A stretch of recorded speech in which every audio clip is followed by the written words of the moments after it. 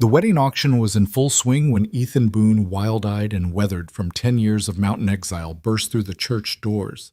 His boots thundered against wooden floors as he strode past shocked townspeople toward the altar where Lila Wynne stood trembling in a borrowed dress, about to be sold to the highest bidder. Without warning, he grabbed her face, kissed her deeply, and growled to the stunned preacher, "Marry us, now!" The banker's furious roar echoed through Cedar Falls, but Ethan's gold had already hit the table.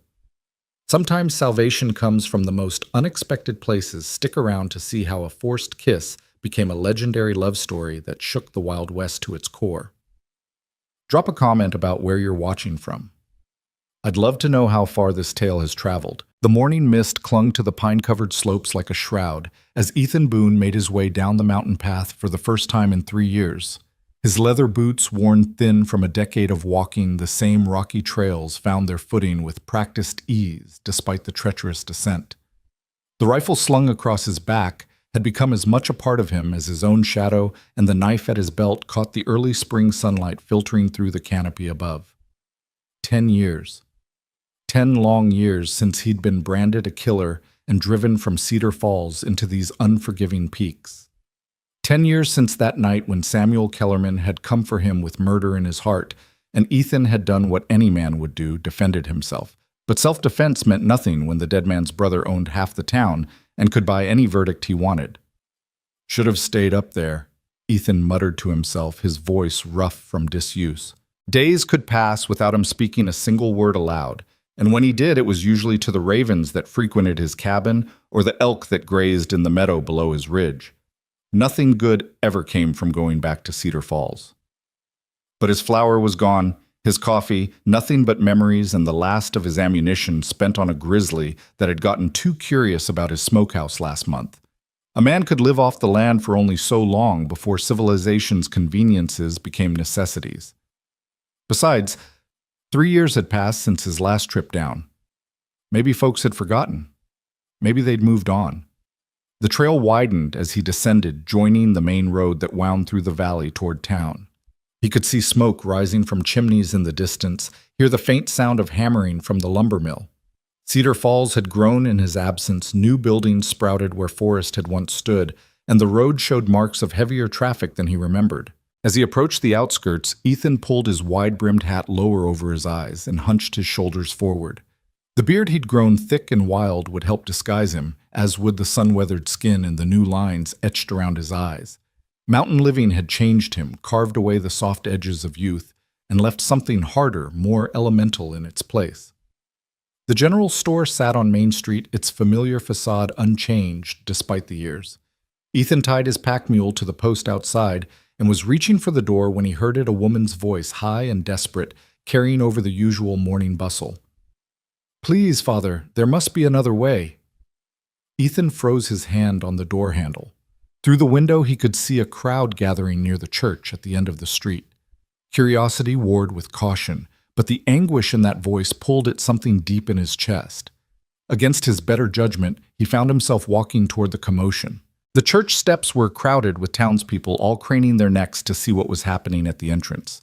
Ethan kept to the edges, using his height to peer over the shorter folks in front of him. What he saw made his blood run cold. A young woman stood on the church steps, her auburn hair gleaming in the morning sun.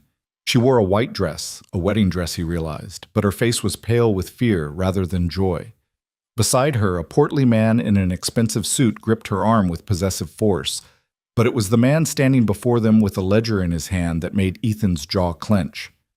Cyrus Hammond, the banker who'd foreclosed on half the valley's farms during the last drought. The man who'd grown fat on others' misfortunes and dressed his greed in the language of business necessity. "The terms are quite clear, Miss Wynne," Hammond was saying, his voice carrying the smooth confidence of a man who knew he'd already won. "Your father's debts amount to $3,000. Since his unfortunate passing last month, that debt falls to you. You can either marry Mr. Morrison here, who has generously agreed to assume the debt as your dowry, or you can watch as I claim everything, the house, the land, even your mother's jewelry." The woman Lila Wynne Hammond had called her raised her chin despite her obvious fear. "My father would never have borrowed so much. Those papers must be—" "Are you calling me a liar, Miss Wynne?" Hammond's voice turned sharp as a blade. I have the documents right here signed in your father's own hand. Unless you can produce $3,000 in the next... He pulled out his pocket watch with theatrical flair. 10 minutes, the wedding proceeds. Ethan studied the man beside Lila Morrison. He had to be pushing 60 with graying whiskers and the soft look of a man who'd never done an honest day's work. His thick fingers dug into Lila's arm as she tried to pull away, and the hungry way he looked at her made Ethan's skin crawl. "This ain't right," muttered someone near Ethan. "Tom Wynn was a good man. Never borrowed a cent in his life." "Hush," another replied. "You want Hammond coming after you next." The crowd's reluctant acceptance of this injustice stirred something in Ethan that he'd thought long dead, a sense of righteous anger that had nothing to do with his own survival. He'd spent 10 years learning to mind his own business, to keep his head down and his problems to himself. But watching this young woman being sold like cattle to pay a debt that likely never existed. "5 minutes, Miss Wynn," Hammond announced. "Shall we proceed inside?" Morrison's grip tightened, and he began steering Lila toward the church entrance. Her eyes darted wildly around the crowd, searching for help that wouldn't come. For just a moment, her gaze met Ethan's, and he saw not just fear, but a fierce determination not to break, not to give these vultures the satisfaction of seeing her cry. That look decided it. Ethan pushed through the crowd, ignoring the gasps of recognition from those who remembered his face despite the years and the beard.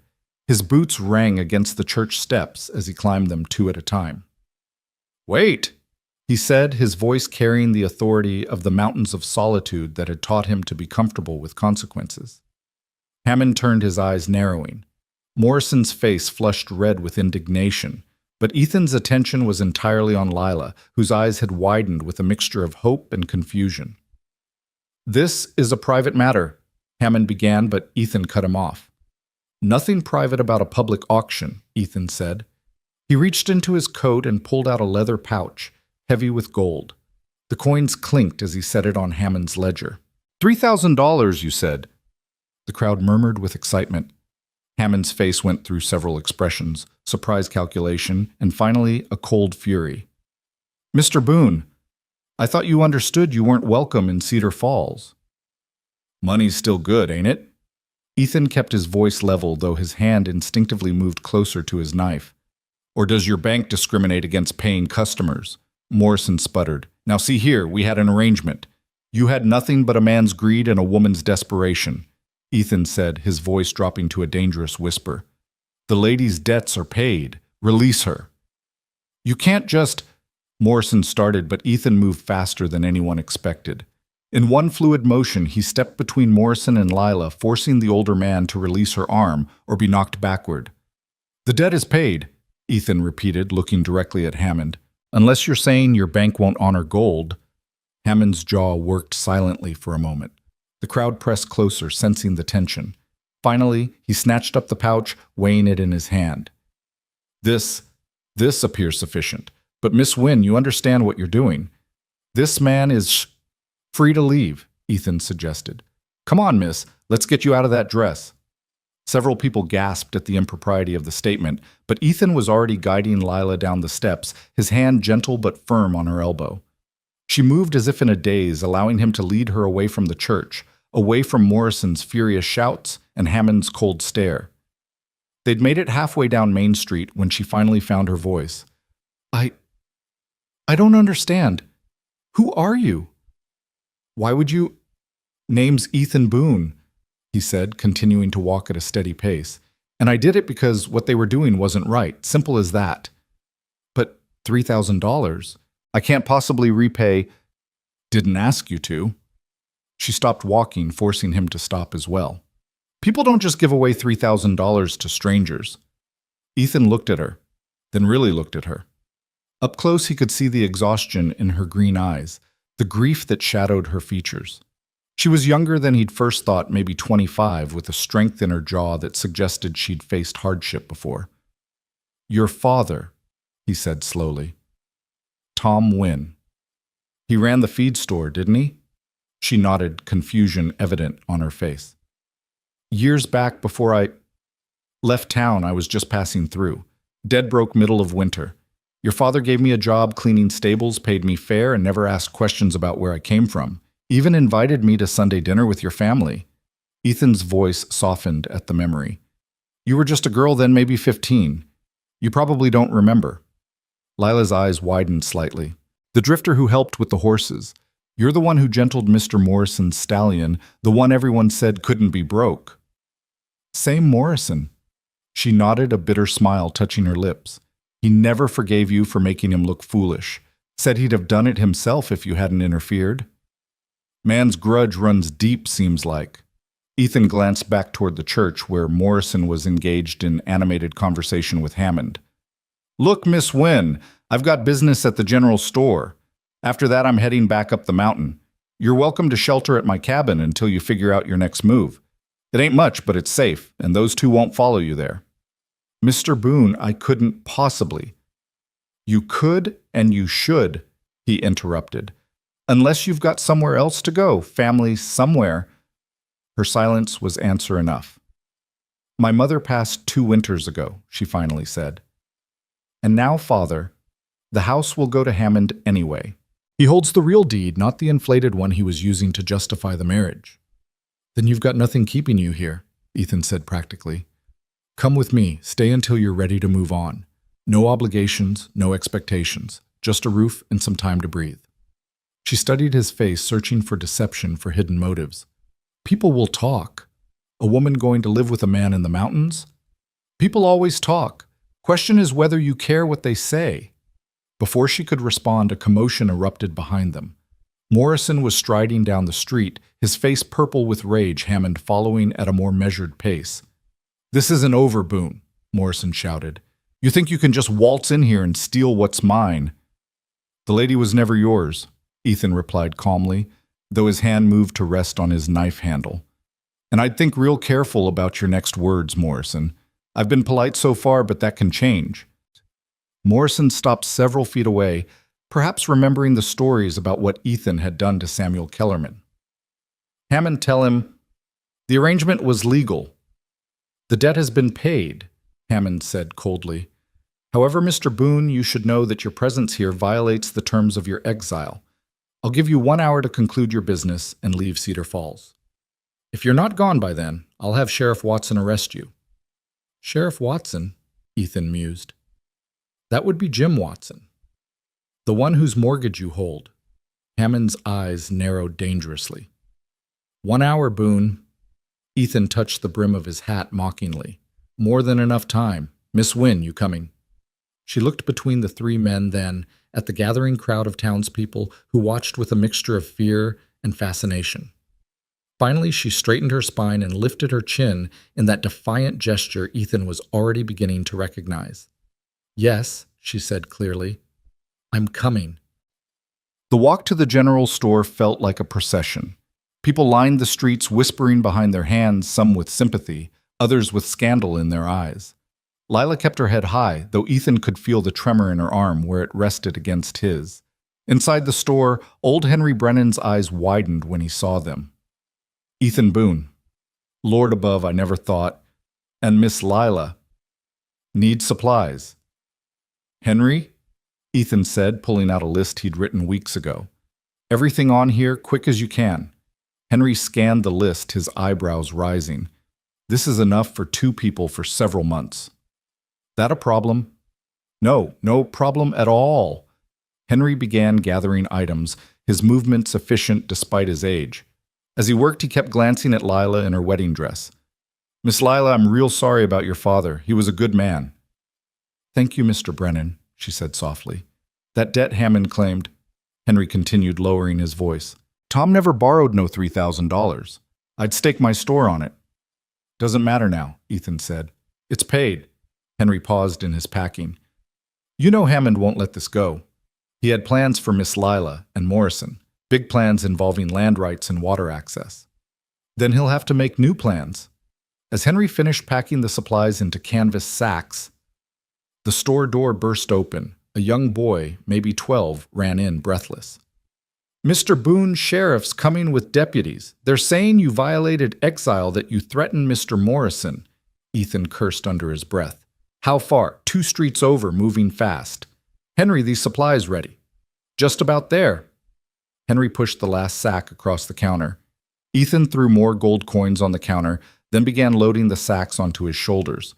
"Miss Wynne, can you carry one of these?" She grabbed a sack without hesitation, hefting it despite the wedding dress. "Where's your mule?" "Out front, no wait." Ethan moved to the window. Sure enough, he could see Watson and 3 deputies approaching, their hands resting on their gun butts. "Back door, Henry." The old man was already moving. "Through the storeroom. Opens onto the alley. Your mule?" "I'll get him, the boy volunteered. "Bring him around back." Ethan pressed a coin into the boy's hand. "Fast as you can, son." They moved through the cluttered storeroom, Lila struggling with her dress, catching on boxes and barrels. Without thinking, Ethan pulled out his knife and sliced the train clean off, leaving her with a more manageable skirt length. "That was my mother's dress," she said, though without reproach. "She'd rather see you free than prettied up for Morrison," Ethan replied. The alley was narrow and muddy from recent rain. They could hear Sheriff Watson's voice from inside the store demanding to know where they'd gone. The boy appeared with the mule just as Henry's voice rose in protest about warrant requirements. Ethan threw the supplies over the mule's back with practiced efficiency, then turned to Lila. "Can you ride?" "Yes, but heel." Without ceremony, he lifted her onto the mule's back. "Hold tight. This might get rough." He grabbed the mule's lead and started down the alley at a quick pace. Behind them, shouts erupted as the sheriff discovered their escape route. Ethan broke into a run, the mule trotting alongside Lila, gripping its mane with white knuckles. They burst out of the alley onto the side street that led toward the mountain trail. A few early risers stared in shock at the sight of them, the exiled killer, the bride in her torn dress, fleeing like bandits in a dime novel. "Boone, stop in the name of the law!" Watson's voice carried over the morning air, but Ethan didn't slow. The trail was just ahead, winding up into the tree line. Once they reached the forest, pursuit would become much harder. A gunshot cracked through the air, the bullet whining past Ethan's ear. Lila gasped, ducking low over the mule's neck. "Warning shot," Ethan said, though he wasn't entirely sure. "They won't follow us far." They plunged into the trees, the sudden darkness of the forest canopy a welcome relief. Ethan knew these trails like the lines on his own hands, every shortcut, every false path, every hidden glen where a man could disappear. He led them off the main trail, almost immediately following a deer path that wound through thick undergrowth. After 20 minutes of hard travel, he finally slowed, listening for sounds of pursuit. Nothing but birds and wind in the pines. "We're clear," he said, helping Lila down from the mule. She was shaking, whether from fear or adrenaline he couldn't tell. "They shot at us," she said wonderingly. "The sheriff actually shot at us. Hammond owns him lock, stock, and barrel," Ethan said. "But Watson's lazy. He won't chase us into the mountains, not for this. He'll write up a report saying he tried to collect his pay and forget about it." Lila looked back toward town, though nothing was visible through the trees. "I can never go back, can I?" "Would you want to?" She considered this, then shook her head slowly. "No, there's nothing there for me now except bad memories and false friends." "Then let's get you somewhere safe." Ethan took the mule's lead again. "It's a day's climb to my cabin. Trail gets steep, but we'll take it slow." As they walked, Lila finally asked the question he'd been expecting. "The man you killed, Samuel Kellerman, did you really do it?" "Yes," Ethan said simply. "Why?" "He came to my cabin one night, drunk and mean. Said I'd looked at his wife wrong at the town dance. Hadn't even spoken to the woman, just tipped my hat polite-like when she passed." Ethan's voice carried old bitterness. "He pulled a knife, said he was going to teach me manners. We fought. He lost. And they exiled you for that." His brother Charles owns the biggest logging operation in 3 counties. The judge owed him money, the jury was full of his employees. Truth didn't matter much against all that. They walked in silence for a while, the trail growing steeper as they climbed. Lila had to stop frequently to rest, unused to such exertion, but she never complained. As the sun reached its zenith, Ethan called a proper halt by a mountain stream. "Drink?" he said, offering her his canteen. "And you might want to change out of what's left of that dress. There's clothes in one of those packs, men's clothes, but they'll do better than silk and lace up here." She looked at the pack, then at him. "You planned for this. The clothes, the extra supplies." "I planned for possibilities," he corrected. When I saw what was happening at the church, seemed like you might need options. While she changed behind a cluster of boulders, Ethan studied their back trail. Still no sign of pursuit, but he spotted something else, fresh horse tracks crossing the trail, heading higher into the mountains. Not Watson's men, these tracks were older, maybe from yesterday. Someone else was in his mountains. These are much better, Lila said, emerging in brown trousers and a flannel shirt that was too big for her. She'd tied her hair back with a strip of leather, and without the wedding dress she looked younger, but somehow stronger too. Though I suspect I look ridiculous.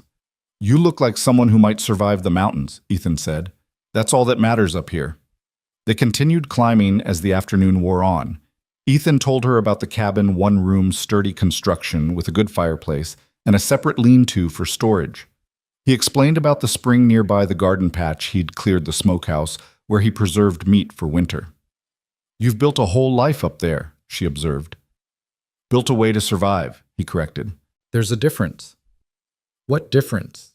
He was quiet for a long moment. Life involves other people. Surviving just needs yourself. But you came down today. After 3 years you came to town. Needed supplies. And ended up spending $3,000 on a stranger. Your father wasn't a stranger. He's been dead a month. You didn't know that, which means you hadn't planned on paying any debts when you came down that mountain this morning. Ethan had no answer for that. The truth was, he didn't entirely understand it himself.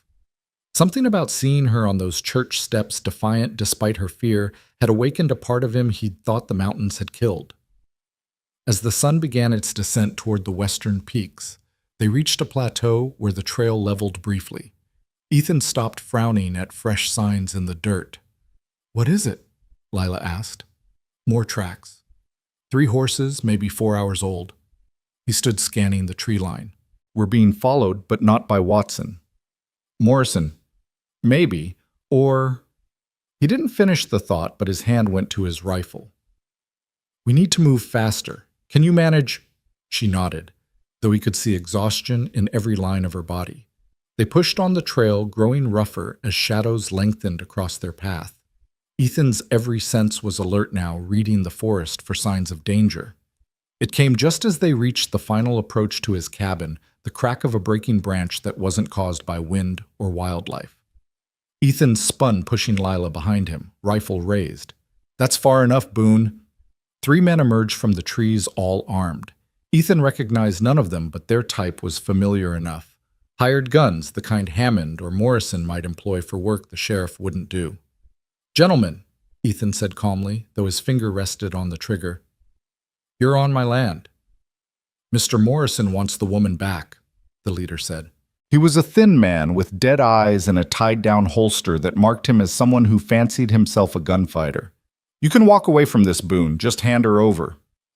The lady's made her choice. The lady, the man mocked, belongs to Mr. Morrison, bought and paid for. Like hell, Lila said, stepping out from behind Ethan, despite his attempt to keep her back. I belong to no one. The thin man laughed. Spirited. Morrison likes that. Makes it more fun when they break. Ethan shot him. The sound echoed across the mountain like thunder. The man looked down at the spreading red stain on his chest, surprise replacing arrogance on his face, before he toppled backward. The other 2 men froze suddenly, uncertain. Ethan worked the rifle's lever, the mechanical click loud in the sudden silence. Your friend made a mistake, Ethan said conversationally. He thought we were negotiating. We're not. You're leaving. Now. And if you're smart, you'll keep going right past Cedar Falls and find work somewhere else. Morrison doesn't pay enough to die for. You killed Jenkins, one of them said stupidly. I did, and I'll kill you too if you don't start walking in the next 10 seconds. They looked at each other, then at their dead companion, and made the smart choice. Without another word, they turned and headed back down the trail, moving fast enough that they occasionally stumbled in their haste. Ethan waited until they were out of sight before lowering his rifle. His hands were steady, but inside he felt the old familiar coldness that came with killing. It never got easier, no matter what people said about mountain men and their supposed comfort with death. You killed him, Lila said softly, not accusing, just stating a fact. He would have taken you back to Morrison. What do you think would have happened then? She shuddered, wrapping her arms around herself. I know. I've never seen anyone die before.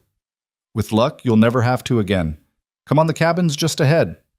They left Jenkins where he fell. The mountains would take care of the body soon enough.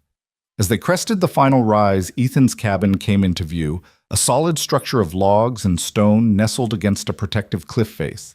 Smoke still rose from the chimney, the fire he'd banked that morning continuing its slow burn. It's beautiful, Lila said, and seemed to mean it. It's safe, Ethan replied. That's what matters. He showed her inside the single room, sparse but clean. A bed in one corner, a table and 2 chairs he'd made himself shelves, lined with preserved foods and a few precious books. The fireplace dominated one wall, its warmth already beginning to chase away the evening chill. You can have the bed, he said. I'll put together a pallet by the fire. I can't take your bed. You can, and you will. You've had a hell of a day, and tomorrow won't be much easier. You need proper rest. She moved around the room slowly, taking in the details. Her fingers traced the spines of his books, a Bible, some Shakespeare, a few dime novels he'd traded for with a traveling peddler. You read, Long winters up here. Man's got to do something to keep his mind working. She pulled out the Shakespeare, opening it carefully. My father loved these plays, used to read them aloud to Mother and me in the evenings. You can borrow it if you like. Thank you. She held the book against her chest like armor. Mr. Boone, Ethan, what happens now? Now we eat something. Get some sleep and figure out the rest tomorrow. Morrison might send more men, or he might decide you're not worth the trouble. Hammond might pressure Watson to form a real posse, or he might let it go. We'll deal with whatever comes. She asked softly, until you decide you want to leave. No one's keeping you here, Lila. This isn't trading one prison for another. She studied his face in the firelight. Why do I feel like I can trust you? I don't even know you. Sometimes that makes it easier, Ethan said, busying himself with preparing a simple meal from his stores. No history to complicate things, no expectations to fail. As they ate salt pork and biscuits in companionable silence, Ethan found himself stealing glances at his unexpected guest. She'd washed her face in the basin, revealing a spray of freckles across her nose that made her look even younger, but her eyes held a depth that spoke of loss and hard choices. Tell me about the mountains, she said suddenly. What's it like living up here alone for so long? So he told her about the seasons and their different challenges, about the wildlife that had become his only company, about the profound silence that could drive a man mad or heal him depending on his state of mind. He talked more in that hour than he had in the past year, the words flowing like water from a broken dam. She listened intently, asking questions that showed she was truly interested, not just making conversation. When he described the autumn colors that would paint these peaks in a few months, her eyes lit up with genuine enthusiasm. I've never been further than Millbrook, she admitted. 20 miles from Cedar Falls. My whole world was that small. It's about to get a lot bigger, Ethan said. As the fire burned low and exhaustion finally claimed her, Ethan helped her to the bed, piling on extra blankets against the mountain cold. She was asleep almost instantly, her breathing deep and even. Ethan sat by the dying fire rifle across his knees, thinking about the day's events. In one morning, he'd shattered 10 years of careful isolation. He'd killed a man, made enemies of powerful people, and taken responsibility for a woman he barely knew. And yet, listening to her quiet breathing in the darkness, he felt more alive than he had in a decade. The mountains had kept him safe, but they'd also kept him frozen, suspended in time like an insect in amber. Lila's presence, unexpected and complicated as it was, had cracked that amber wide open. Outside, an owl called in the darkness, its haunting cry echoing off the cliffs. Ethan knew that tomorrow would bring new challenges. Morrison wouldn't give up easily, and Hammond had too much invested in whatever scheme he'd been planning. There would be more violence, more danger. But for tonight, in this small cabin, high above the world, 2 damaged souls had found an unexpected sanctuary in each other's company. It wasn't love not yet, but it was something, a possibility, a chance for both of them to become more than their circumstances had allowed. As Ethan finally allowed himself to drift toward sleep, still sitting upright with his rifle ready, he thought about Tom Wynne and that long-ago kindness. The old man probably never imagined that hiring a desperate drifter for a few days' work would someday save his daughter from a fate worse than death. Life was strange that way, full of unexpected connections and delayed repercussions. The fire crackled its last sending shadows dancing across the walls before darkness claimed the cabin entirely. Outside the mountains stood their eternal watch, indifferent to human drama, but somehow comforting in their permanence. Tomorrow would bring what it would bring. But tonight, for the first time in 10 years, Ethan Boone was not alone. The morning came too soon, pale light filtering through the cabin's single window and falling across Lila's sleeping face. Ethan had been awake for an hour already, watching the approaches to his cabin through the scope of his rifle. No movement, except for a family of deer picking their way across the meadow below. The two men from yesterday hadn't returned, but that didn't mean they wouldn't. Lila stirred her eyes, opening slowly. Confusion flickering across her features before memory returned. She sat up quickly, the blankets falling away, still dressed in the borrowed clothes from yesterday. "How did you sleep?" Ethan asked, without turning from his position by the window. "Better than I have in weeks," she admitted, stretching carefully. "No creditors knocking at dawn, no funeral arrangements to make, no—" She trailed off, and he heard her moving behind him, bare feet soft on the wooden floor. "There's coffee on the stove," he said. "Beans are old, but serviceable." She poured herself a cup, wrapping both hands around it for warmth. The morning air still carried winter's bite despite spring's arrival in the valley below. "You've been watching all night. Most of it, old habits. From your exile. From before that, too. War teaches a man that the hour before dawn is when bad things happen. You fought in the war." She moved to stand beside him at the window, careful not to block his view. Confederate side, though it didn't much matter by the end. Boys killing boys over rich men's principles. I was 15 when I joined up, thought it would be an adventure. His laugh held no humor. Got educated real quick about what men do to each other when they're given permission. Lila was quiet for a moment, sipping her coffee. "My father lost 2 brothers at Antietam, Union side. He never talked about it, but Mother said it changed him, made him value kindness over everything else." "Smart man." Ethan finally lowered his rifle, turning to look at her properly in the morning light. "We need to talk about what comes next." "I've been thinking about that," she said, surprising him with her directness. "Morrison won't stop. He's invested too much in this scheme with Hammond, and there's something else. Something about my father's death that doesn't sit right." "What do you mean?" She set down her coffee cup, pacing the small space with nervous energy. "Father was healthy as a horse, never sick a day in his life. Then suddenly he takes ill, can barely speak for the pain in his gut, and dies within 3 days. The doctor said it was appendicitis, but you don't believe it. Father had his appendix removed years ago after it nearly burst when I was 12. I remember because Mother was so frightened, and he kept joking that he'd be lighter without it." Ethan felt a cold certainty settle in his stomach. "Poison. That's what I think, but I can't prove it, and who would listen to me anyway? Hammond owns half the town, including the sheriff. The doctor. Dr. Marcus. Good man, but old and trusting. He'd believe whatever symptoms were described to him, especially if Hammond was doing the describing." Ethan moved to the stove, pouring his own coffee, while his mind worked through the implications. "So Hammond kills your father, creates a false debt, arranges for Morrison to marry you and gain control of something. What does your family have that they want so badly?" "Just the house and the land it sits on. 5 acres at the edge of town, nothing special." She paused, her eyes widening.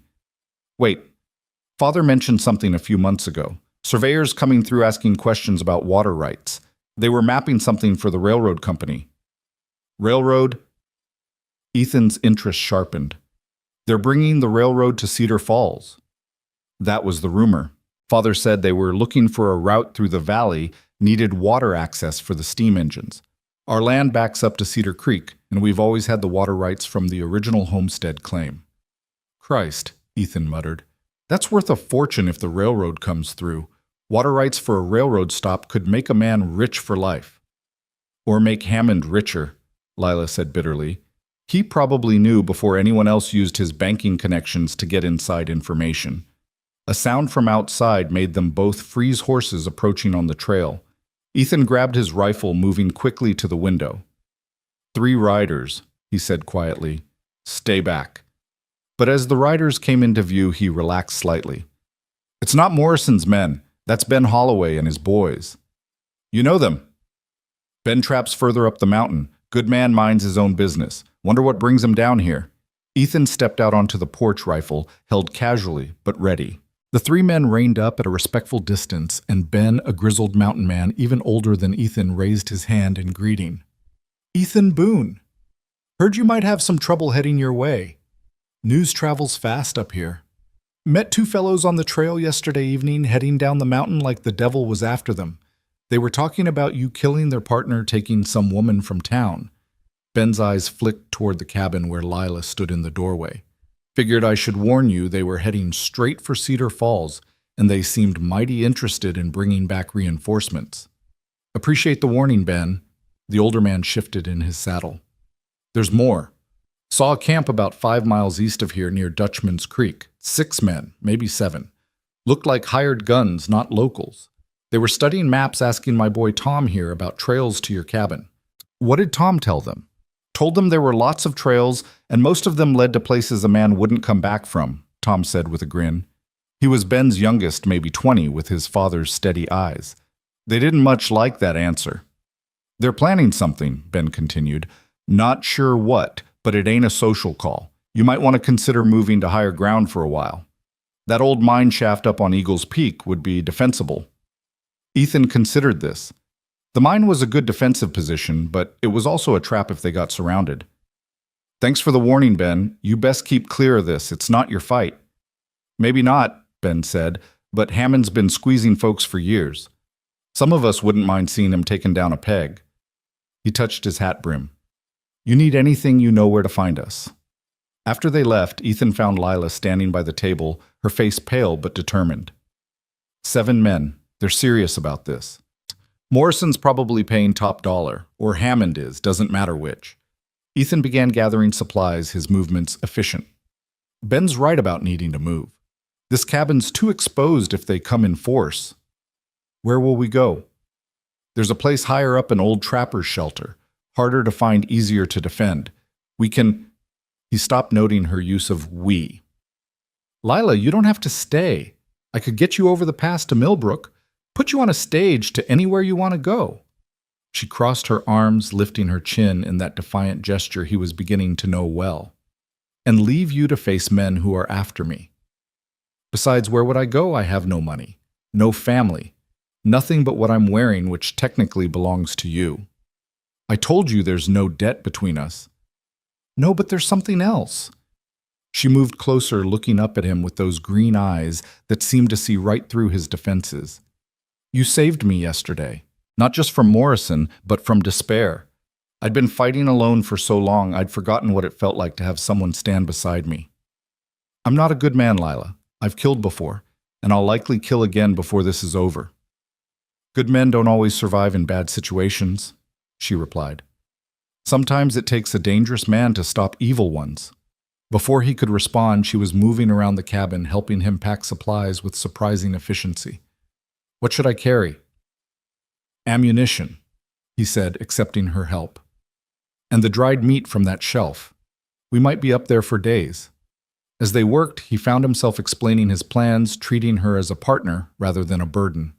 She asked intelligent questions, made practical suggestions, and when he showed her how to load his spare rifle, her hands were steady despite her inexperience. Have you ever shot a gun before? Father taught me to use a pistol when I was 16. Said a woman should know how to defend herself. Morrison found that highly inappropriate when he started courting me last year. Morrison was courting you for a year. Her face darkened. If you can call it that. He'd show up at the store making comments standing too close. Father told him I wasn't interested, but Morrison just smiled and said he was a patient man. Now I know he was waiting for Hammond to arrange things. They loaded their supplies onto the mule, adding blankets and extra ammunition. Ethan saddled his horse, a sturdy mountain breed he'd traded for 2 years ago. You'll ride, I'll lead the mule. I can walk. You'll ride, he repeated firmly. We need to move fast, and you're still exhausted from yesterday. As she mounted the horse, adjusting her position with practiced ease, Ethan allowed himself a moment of admiration. Most women would have been in hysterics by now, faced with killers and wilderness in equal measure. But Lila Wynn had steel in her spine that matched any mountain man's. The trail to the upper shelter was barely visible, more of a game path than anything humans regularly used. Ethan had discovered it his third year in exile, following an elk that led him to the hidden valley where the old trapper's shelter stood. The original builder was long dead, but his construction was solid logs chinked tight against the wind, a stone chimney that drew clean and best of all approaches that could be watched from multiple angles. They climbed steadily for 2 hours, the air growing thinner and colder as they ascended. Patches of snow still clung to northern slopes, and their breath came in visible puffs. Lila never complained, though Ethan could see her gripping the saddle horn tighter as the trail skirted steep drops. "How much further?" she finally asked when they stopped to rest the animals. "Another hour, maybe less." He scanned their back trail looking for signs of pursuit. "You're doing well." "I'm terrified to," she admitted with a shaky laugh. "But it's strange I feel more alive than I have in months. Is that wrong?" "Fear keeps you sharp. It's when you stop being afraid that you get careless." He offered her his canteen. "Tell me about your mother. You said she passed 2 winters ago." "Consumption. She fought it for years, but that last winter was harsh. Father spent everything we had on doctors and medicine, but nothing helped." Her voice carried old grief. "That's probably when Hammond started planning this. He knew Father was vulnerable, desperate enough to maybe take a loan. But he didn't. No, Father sold everything he could, instead Mother's jewelry, the good furniture, even his prize rifle. Said he'd rather be poor than indebted to Hammond." She smiled sadly. He knew what kind of man Hammond was. A crack of gunfire echoed across the mountains, followed by 2 more shots in quick succession. Ethan spun, bringing his rifle up, but the sound was distant, maybe 2 miles down the mountain. "What was that? Warning shots, maybe? Or they found our trail and ran into trouble. These mountains don't suffer fools gladly." He helped her remount quickly. "We need to move."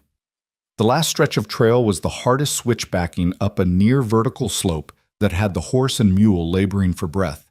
But finally they crested the ridge and dropped into a hidden valley no bigger than a town square. The shelter sat against the far wall, backed by solid rock with clear sight lines in every direction. "It's perfect," Lila breathed, looking around at the natural fortress.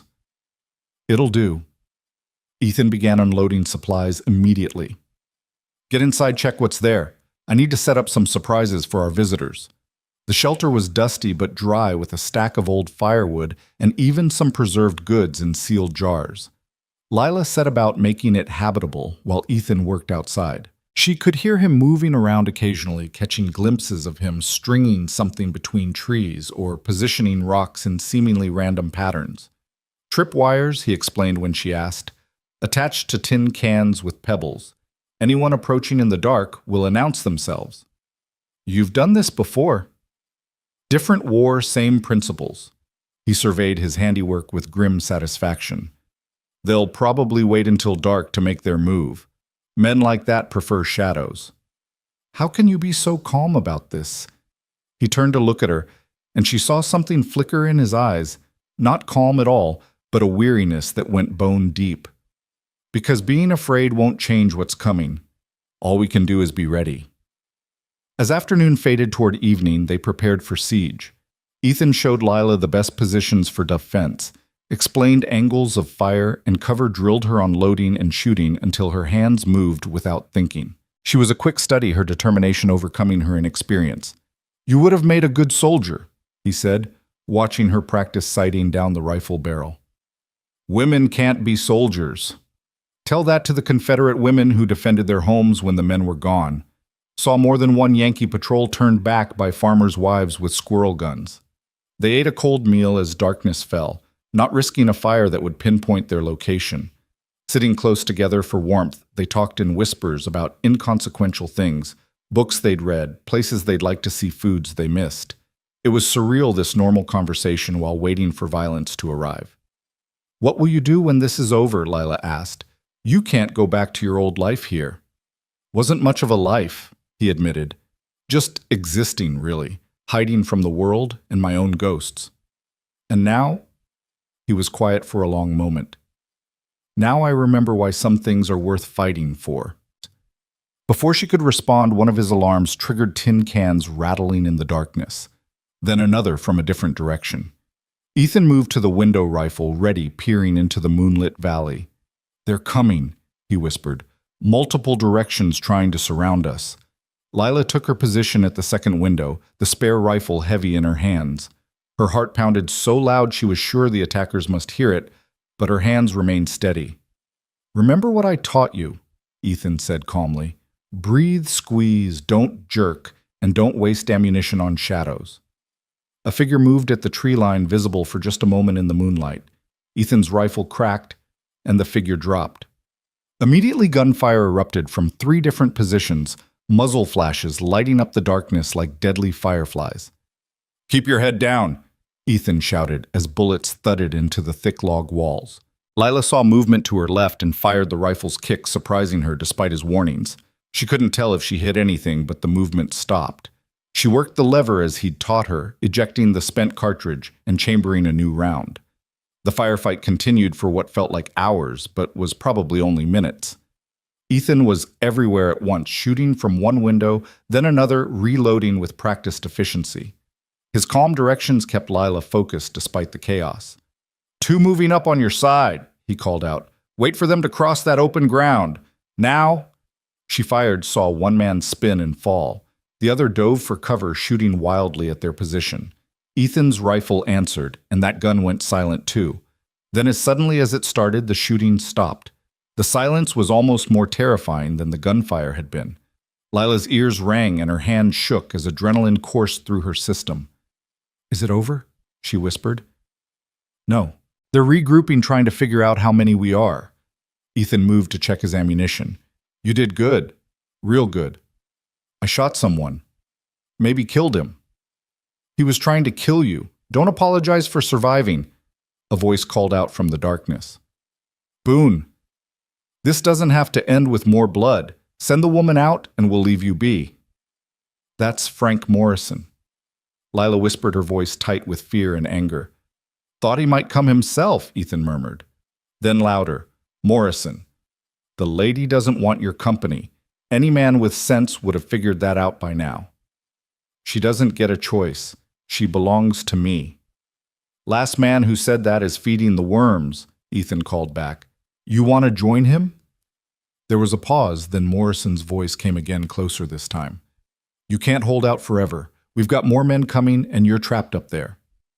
"Maybe so," Ethan replied, "but the question is how many of you die before you get to us. I count at least 3 down already. How many more are you willing to lose for your pride?" Lila touched his arm. "I could end this. If I went with them." "No." His response was immediate and fierce. "That's not happening." "But if people die because of me, people die because Morrison and Hammond are greedy bastards who think they can take whatever they want.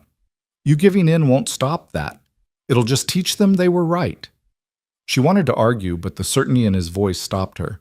Instead, she asked, "What do we do?" "We wait.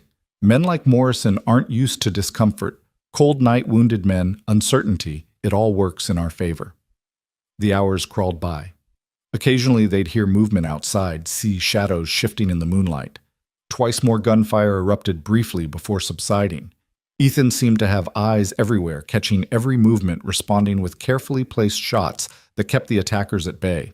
As dawn approached, painting the eastern peaks pink and gold, Lila dozed fitfully against Ethan's shoulder. He'd insisted she rest while he kept watch, and exhaustion had finally overcome her resistance. She woke to his gentle shake, immediately alert. "They're pulling back," he said quietly. "Look." She peered out the window to see men carrying wounded down the slope, Morrison's distinctive figure directing them. They'd given up, at least for now. "We won. We survived the night. That's not the same as winning." He stood, stretching muscles cramped from hours of vigilance. "They'll be back, probably with more men and a better plan." "So what do we do?" Ethan was quiet for a moment, watching the last of Morrison's men disappear into the trees. "We take the fight to them. They expect us to stay defensive, wait for the next attack. Instead, we hunt them. Hunt them. I know these mountains better than anyone alive. In open combat, they have the advantage of numbers. But if we turn this into a stalking game, pick them off one by one, make them afraid of every shadow. He smiled grimly. Well, let's just say the mountains have a way of evening the odds. Lila stood, her legs stiff, but her resolve firm. Then we hunt. As the morning sun climbed higher, casting long shadows across the valley, they prepared to leave their sanctuary. The game had changed now. They were no longer prey waiting to be cornered. They were about to become the predators, and Morrison's men would learn what generations of mountain men already knew in these peaks. Death could come from any direction at any moment with no warning but the crack of a rifle and the whisper of a bullet finding its mark. Are you sure about this? Ethan asked, giving her one last chance to reconsider. Once we leave here, there's no going back. We'll be committing to a fight that might not end well. She checked her rifle, her movements now practiced and sure. I've been running or hiding my whole life, Ethan. From Morrison's advances, from Hammond's schemes, from the fear that I'd end up like my mother, helpless and dependent. I'm done running. He saw the determination in her eyes, the transformation from frightened girl to dangerous woman, and felt something shift in his chest. Then let's show them why they should have left us alone. They slipped out of the shelter as the morning mist began to rise, two figures melting into the wilderness that would either shelter them or become their grave. Behind them, the abandoned shelter stood empty, a monument to the night they'd survived and the choices they'd made. The hunt was about to begin.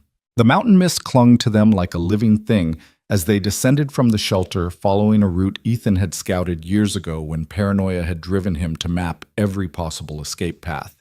Lila moved behind him with surprising grace, her boots finding purchase on the loose shale without sending rocks tumbling to announce their presence.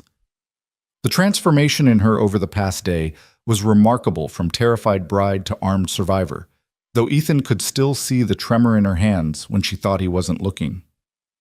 They found Morrison's camp by the smell of coffee and bacon carrying on the morning breeze. The hired guns had set up in a meadow below, exactly where Ethan had predicted, close enough to watch the approaches to the shelter, but far enough to feel safe from rifle fire. Amateur mistake. These were town killers, not mountain fighters. 6 men, Ethan whispered, belly down beside Lila on a ridge overlooking the camp. Morrison and 5 guns. 2 of them are wounded from last night.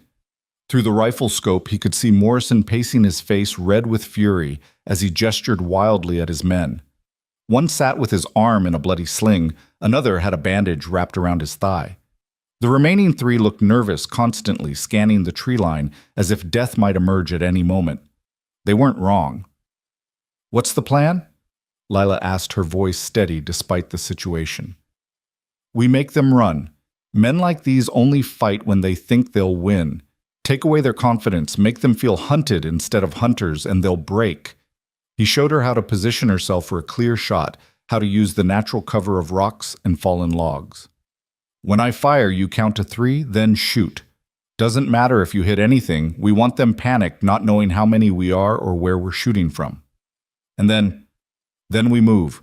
Fast, never stay in one position after firing. These mountains will echo the shots, make it impossible for them to pinpoint our location if we keep moving. Morrison had stopped pacing, was now berating one of his wounded men. The perfect moment. Ethan centered his crosshairs on the coffee pot sitting on their campfire, a detail that would terrify more than a kill shot. He squeezed the trigger. The pot exploded in a spray of hot liquid and metal shards. Men dove for cover, shouting in confusion. Lila's shot followed, splintering a log near their supplies. Then Ethan was pulling her up, both of them running along the pre-planned route as return fire erupted behind them. They circled wide, taking 20 minutes to reach their second position. The camp was in chaos below, men arguing, Morrison screaming orders that contradicted each other. 2 men were trying to saddle horses while keeping behind cover, a nearly impossible task that would have been comical if the situation weren't so deadly. Again, Ethan said, and this time his shot took the hat off Morrison's head while Lila's struck a tree inches from a gunman's face. They were gone before the echo faded, leaving only confusion in their wake. By the 3rd attack, one of the hired guns had enough. They watched from concealment as he threw his gear on his horse and rode off despite Morrison's threats. By the fourth, another two departed, these wounded men deciding no amount of money was worth dying in these mountains. It's working. Lila breathed, exhilarated and terrified in equal measure. Don't get cocky. Desperate men are dangerous men. But Ethan allowed himself a small smile. The odds were evening. As the sun reached its zenith, they watched Morrison's reduced party break camp. Only 2 gunmen remained with him, and they moved like spooked deer weapons, drawn heads swiveling at every sound. They were retreating, but not toward Cedar Falls. Instead, they headed east toward Dutchman's Creek. That's where Ben said the other group was camped, Ethan muttered. Morrison's going for reinforcements. How many men does he have? Enough to make our tricks less effective. Come on, we need to get ahead of them. They pushed hard through the afternoon, taking game trails that cut straight across slopes the horses had to switch back down. Lila kept pace despite her exhaustion, driven by something deeper than physical strength. When they finally stopped at a stream to drink and rest, Ethan saw her hands were bleeding from grabbing at rocks and branches. Let me see, he said, taking her hands gently in his. The skin was torn in several places, dirt ground into the wounds. It's nothing, she protested, but let him clean the cuts with water from the stream and bind them with strips torn from his shirt. You're tougher than you look, he said, trying not to notice how small her hands were in his, how her fingers trembled slightly at his touch. I had a good teacher. She met his eyes, and something passed between them. Not quite affection, not yet, but recognition of something growing in the space between shared danger and mutual trust. The moment broke when they heard horses approaching on the trail below. Morrison's voice carried clearly in the mountain air, still raging about incompetent help and women who didn't know their place. Ethan's jaw tightened at the casual violence in the man's tone, the assumption of ownership that dripped from every word. We could end it here, Lila whispered. 3 men, we have the high ground. Could, Ethan agreed. But killing Morrison would bring the law down harder. He's a prominent citizen, regardless of being a bastard. Better if he just disappears. Disappears? Ethan's smile was cold. These mountains are full of dangers. Bears, mountain cats, loose rocks over steep drops. Sometimes men just don't come back. They shadowed Morrison's group through the afternoon, staying high on the ridges where horses couldn't follow. As evening approached, they reached Dutchman's Creek ahead of their quarry and found the larger camp Ben had described. 8 more men well-armed and organized. These weren't town toughs, but professional killers probably brought in from Denver or Salt Lake City. Too many, Ethan said, studying the camp through his scope. We can't take them all. Then what do we do? He was quiet for a long moment, considering options. Then his expression changed, something dark and calculating, replacing his usual careful control. We don't fight them. We turn them against each other. That night, while Morrison met with the leader of the hired guns, a scarred man named Garrett, who wore his pistols low and tied down, Ethan and Lila crept close to their camp. The plan was dangerous, requiring them to get within 50 yards of armed killers, but Ethan had learned long ago that the best defense was often chaos among your enemies. They waited until the men had been drinking for an hour, their voices growing louder and their attention wavering. Then Ethan put his plan into action. His first shot took out their whiskey bottle, sending glass and alcohol spraying across the fire. His second killed one of their horses, Morrison's distinctive bay stallion. In the confusion that followed, Lila played her part perfectly. Her voice carried across the darkness, high and mocking. Morrison, you coward! Sending boys to do a man's job. Why don't you face me yourself?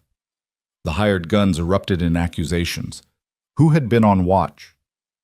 How had a woman gotten so close? Morrison's rage turned on Garrett, accusing him of incompetence, of taking money without delivering results. Garrett, his pride stung and whiskey courage flowing, responded in kind. Ethan's third shot, carefully placed, struck the ground between the 2 men just as their argument reached its peak. Both drew their weapons, each thinking the other had fired. Only the quick intervention of their men prevented bloodshed, but the damage was done. Trust was broken, and in these mountains, trust was all that kept men alive. They retreated as voices rose in the camp, accusations flying like bullets. By morning, Ethan knew some of those men would be gone. Fear and mistrust were more effective than any ammunition. You're devious, Lila said as they made their way back to their own cold camp hidden in a cluster of rocks a mile away. Alive and devious beats honorable and dead, he replied. They spent the night pressed close together for warmth, not daring to light a fire that might give away their position. Neither spoke about the intimacy of their situation, the way their bodies fitted together like puzzle pieces, or how natural it felt to wake with her head on his shoulder and his arm protective around her. Morning brought exactly what Ethan had hoped for division in the enemy camp. Through his scope, he watched 3 of Garrett's men packing their gear, clearly done with the job. Garrett himself was in heated discussion with Morrison, their body language suggesting violence barely restrained. They're falling apart, Lila observed, sharing the scope with him. Money only buys loyalty so far. When men start thinking they might not live to spend it, calculations change. They maintained their harassment throughout the day, a shot here, a sighting there, always keeping the hunters off balance and afraid. By evening, Garrett's group had shrunk to 4 men, and Morrison was down to his last loyal gunman. It was then that everything changed. A new group of riders appeared on the trail, not hired guns, but townspeople from Cedar Falls.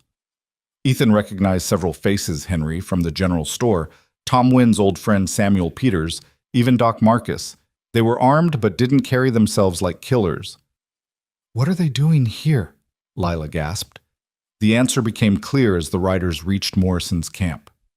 Samuel Peters, a man who'd run the livery stable for 30 years, stepped forward as their spokesman. "Frank Morrison," he called out, his voice carrying the authority of righteous anger. "We've come to take you back to Cedar Falls. There's questions need answering about Tom Wynn's death." Morrison's laugh was ugly. "You pathetic shopkeepers dare to threaten me." "Not threatening," Peters replied calmly. "Arresting. We've formed a citizens' committee, seeing as Sheriff Watson seems unable to do his job. Doc Marcus here has new information about Tom's death, and we mean to see justice done. You have no authority." "We have the authority of honest folk tired of being squeezed by you and Hammond," another man called out. "And we've got guns to back it up, if needed." Ethan felt Lila tense beside him. They're standing up to him. After all these years, they're finally standing up. Your father's death was the last straw, seems like. The confrontation below was escalating. Morrison's hired guns looked uncertain. They'd been paid to hunt a mountain man and a woman, not face down a citizen's posse. Garrett made a decision, raising his hands and backing away. "This ain't our fight," he announced. "You want to settle town business? Settle it. We're done here." Morrison's face went purple with rage as Garrett and his remaining men mounted up and rode away, leaving him with just one supporter against a dozen angry townspeople. Even that man looked ready to bolt. "You can't do this," Morrison screamed. "Hammond will have you all hanged." "Hammond's got his own problems," Peters replied. "Federal marshals arrived this morning investigating some interesting irregularities in his banking practices. Seems someone sent them a package of documents about false debts and forged signatures. You wouldn't know anything about that, would you?" The accusation hung in the air like gun smoke. Morrison reached for his pistol, but 3 rifles swung to cover him before his hand touched the grip. "Don't be stupid, Frank," Doc Marcus said. "You're done. It's over." Watching from above, Ethan felt a savage satisfaction as Morrison was disarmed and his hands bound. The tyrant who'd tried to force Lila into marriage, who'd sent killers after them, was being led away like a common criminal. "We should go down," Lila said. "Tell them what really happened." "Not yet. Let's see how this plays out first." They watched the posse leave with Morrison in custody, his last gunman having abandoned him to his fate.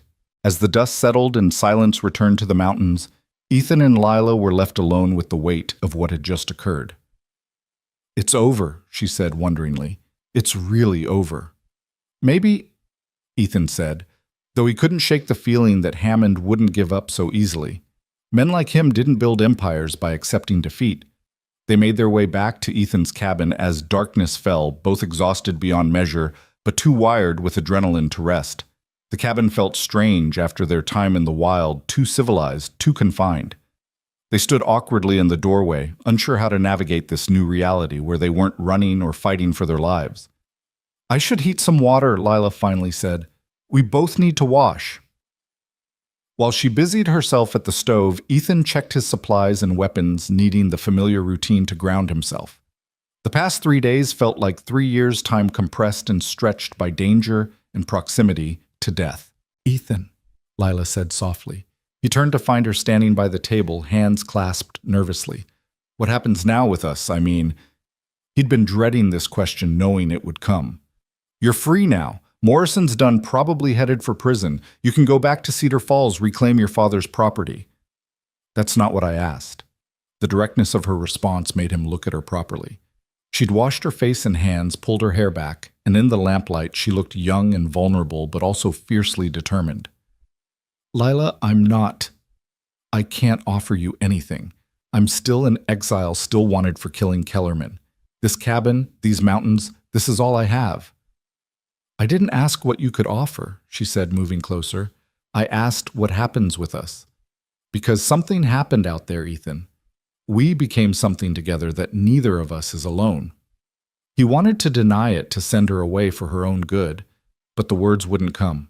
Instead, he found himself reaching for her, pulling her against him in an embrace that was part relief, part recognition of a truth he'd been fighting. I don't know how to be with someone, he admitted against her hair. 10 years alone changes a man. Then we learn together, she said simply. If you want to. Before he could respond, the sound of approaching horses made them both freeze. Ethan grabbed his rifle, pushing Lila behind him as he moved to the window. But instead of threat, he saw Salvation Sheriff Watson approaching under a white flag, accompanied by Samuel Peters and, surprisingly, Judge Harrison from the territorial court. Ethan Boone, the judge called out. We come in peace, need to talk with you. Warily.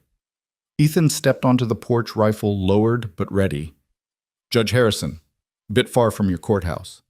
Extraordinary circumstances call for extraordinary measures, the judge replied, dismounting with the careful movements of a man unaccustomed to hard riding. May we come in? What I have to say affects both you and Miss Wynne. Once inside, the judge accepted coffee gratefully before explaining his presence. Federal investigation into Hammond's bank has uncovered extensive corruption, including bribing territorial officials and falsifying legal documents. Among those documents were the trial records from your case, Mr. Boone. Ethan's grip on his coffee cup tightened. What about them? They were falsified, witness testimonies that were never given evidence that didn't exist. Charles Kellerman paid Hammond to ensure your conviction regardless of the truth. The judge's weathered face showed genuine regret. Your exile was illegal, Mr. Boone. The territorial government is prepared to issue a full pardon and restore your rights as a citizen. The words hit Ethan like a physical blow. 10 years of exile, of isolation and survival, all based on lies and corruption. He felt Lila's hand find his, anchoring him as his world shifted. Additionally, the judge continued, Morrison has confessed to poisoning Tom Wynne on Hammond's orders. Both men will hang for murder. Miss Wynne, your father's property is yours, free and clear, along with a substantial settlement from Hammond's seized assets. I don't want blood money, Lila said quietly. It's not blood money, it's justice, Peters interjected. Your father would want you provided for. The judge stood, preparing to leave. Mr. Boone, you're free to return to Cedar Falls whenever you choose. The town owes you an apology and a debt of gratitude. Your actions these past days helped expose Hammond's entire network of corruption. After they left, Ethan and Lila sat in stunned silence. Everything they'd fought for, suffered for, had suddenly resolved itself through legal channels they'd never expected to function. You can go home, Ethan said finally. So can you. Cedar Falls was never home, just a place I passed through. And now, he looked at her, this remarkable woman who'd been thrust into his life through violence but had somehow brought light to his darkness. Now I don't know where home is anymore. She stood moving to stand before him, her hands framing his face. Home isn't a place, Ethan. It's people. It's choosing to build something together instead of just surviving alone. You'd stay here in this cabin in these mountains. I'd stay with you wherever that leads, unless... Uncertainty flickered across her features. Unless you want to be alone again. For answer, he pulled her down to him, kissing her with 10 years of loneliness, finally breaking like a dam. When they parted, both breathing hard, he saw his own wonder reflected in her eyes. "I don't want to be alone anymore," he admitted, "but I don't know how to be anything else. Then we figure it out together, day by day, season by season." That night, as they lay together in the bed he'd built for one, but that somehow perfectly fit two, Ethan told her about his years in the mountains. About the first terrible winter when he'd nearly died, about the beauty of autumn, when the aspens turned gold, about the profound silence that could drive men mad, or heal them, depending on their state of mind. "Were you healed?" she asked. Her head on his chest, listening to his heartbeat. "I thought I was. Thought I'd found peace in isolation. But it wasn't peace, just numbness. You can't heal from wounds to the soul without other souls to remind you what being human means." She was quiet for a moment, then said, "My mother used to say that people were like plants. Some thrived in solitude, like the pine trees standing alone and tall, but others were like aspens needing to grow in groves, their roots intertwined underground so deeply you couldn't tell where one ended and another began." "Which are you?" "I thought I was a pine. Tried to be, especially after she died. But these past days with you, I think I'm an aspen. I need connection even if it scares me. And what am I?" She rose up on one elbow, studying his face in the moonlight filtering through the window. "You're a pine that's been alone so long you forgot that even pines drop seeds, create forests. You're not meant to stand alone forever, Ethan." He pulled her back down, holding her close, marveling at how natural it felt. Outside, an owl called in the darkness, and the familiar sound seemed to bless this new configuration of his world. "Tomorrow, we should go to town," she said sleepily. "Face whatever needs facing, settle whatever needs settling." "Tomorrow," he agreed. "But tonight, just this. Just us." As sleep took them, the mountains stood their eternal watch, indifferent to human drama, but somehow complicit in this small miracle, two damaged souls finding wholeness in each other, building something that might, with luck and courage, grow strong enough to weather any storm. The fire burned low in the hearth, casting dancing shadows on the walls. Their breathing synchronized deep and even, the peaceful sleep of those who'd faced death together and chosen life. Outside clouds gathered over the peaks, promising rain by morning rain that would wash away the blood and fear of recent days, leaving the world clean and ready for new growth. The rain came as promised, drumming against the cabin roof in a steady rhythm that woke them just after dawn. Ethan lay still, adjusting to the unfamiliar weight of another person beside him, the warmth of Lila's body curved against his side. For 10 years he'd awakened alone to silence or wind or birdsong, but never to the soft breathing of another human being. The novelty of it made his chest tight with an emotion he couldn't quite name. She stirred her green eyes, opening slowly, confusion flickering across her features before memory returned. A blush colored her cheeks as she realized their proximity, but she didn't pull away. "Morning," she said softly, her voice rough with sleep. "Morning. Rain's coming down hard, might want to wait before heading to town. Are you looking for excuses to delay?" She propped herself up on one elbow, studying his face with that direct gaze he was learning to both appreciate and fear. "Maybe." He reached up to tuck a strand of auburn hair behind her ear, marveling at his own boldness. "Once we go down there, everything changes. You become the wealthy inheritor of your father's estate. I become the wrongly exiled man returned. We stop being just Ethan and Lila who survived something together." "We'll still be that too," she said, but uncertainty shadowed her eyes. They both knew how quickly the world could intrude on private happiness, how public opinion could poison even the sweetest well. They rose and dressed with awkward politeness, navigating the small space with careful consideration for each other's privacy. Ethan made coffee while Lila cooked breakfast from his stores, the domestic routine feeling both foreign and oddly right. As they ate, the rain began to lessen sunlight, breaking through clouds in golden shafts that turned the wet forest into something magical. "We should go," Lila said finally. "Putting it off won't make it easier." The ride down to Cedar Falls took longer than usual, the trail muddy and treacherous from the rain. Ethan rode behind Lila on his horse, leading the mule with their supplies. Her body pressed back against his with each sway of the horse's gait, and he found himself thinking about things he had no business thinking, about futures he had no right to imagine. As they descended, the forest gave way to cleared land and the town came into view. It looked different somehow, though Ethan couldn't immediately say why. Then he realized Hammond's Bank, the largest building on Main Street, had its windows boarded up, and a federal marshal's notice was posted on the door. People emerged from buildings as they rode down Main Street, faces showing a mixture of curiosity, shame, and something that might have been hope. Henry Brennan stepped out of his store, raising his hand in greeting. "Miss Lila, Mr. Boone, good to see you both safe." They dismounted in front of the general store, and immediately a small crowd gathered. Ethan's hand moved instinctively toward his rifle, but Lila touched his arm gently, stilling him. "They're not threatening us," she murmured. Indeed, the faces turned toward them showed more curiosity than hostility. Samuel Peters pushed through the crowd, his weathered face creased with what looked like relief. "Miss Lila, we've been worried. After Morrison was arrested, we didn't know if you were safe up there." "Mr. Boone kept me safe," she said simply, and Ethan noticed how she stood slightly closer to him, presenting them as a unit rather than two separate people. "About that," Peters said, addressing Ethan directly. "The town owes you an apology, sir. We let fear and Hammond's money blind us to justice. What was done to you 10 years ago was wrong, and our silence made us complicit." Ethan shifted uncomfortably. He'd imagined many returns to Cedar Falls over the years, most involving violence or stealth. This public acknowledgement of wrongdoing left him unsure how to respond. "What's done is done," he said finally.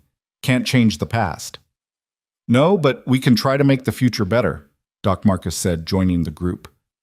"Miss Lila, there are matters regarding your father's estate that need attention.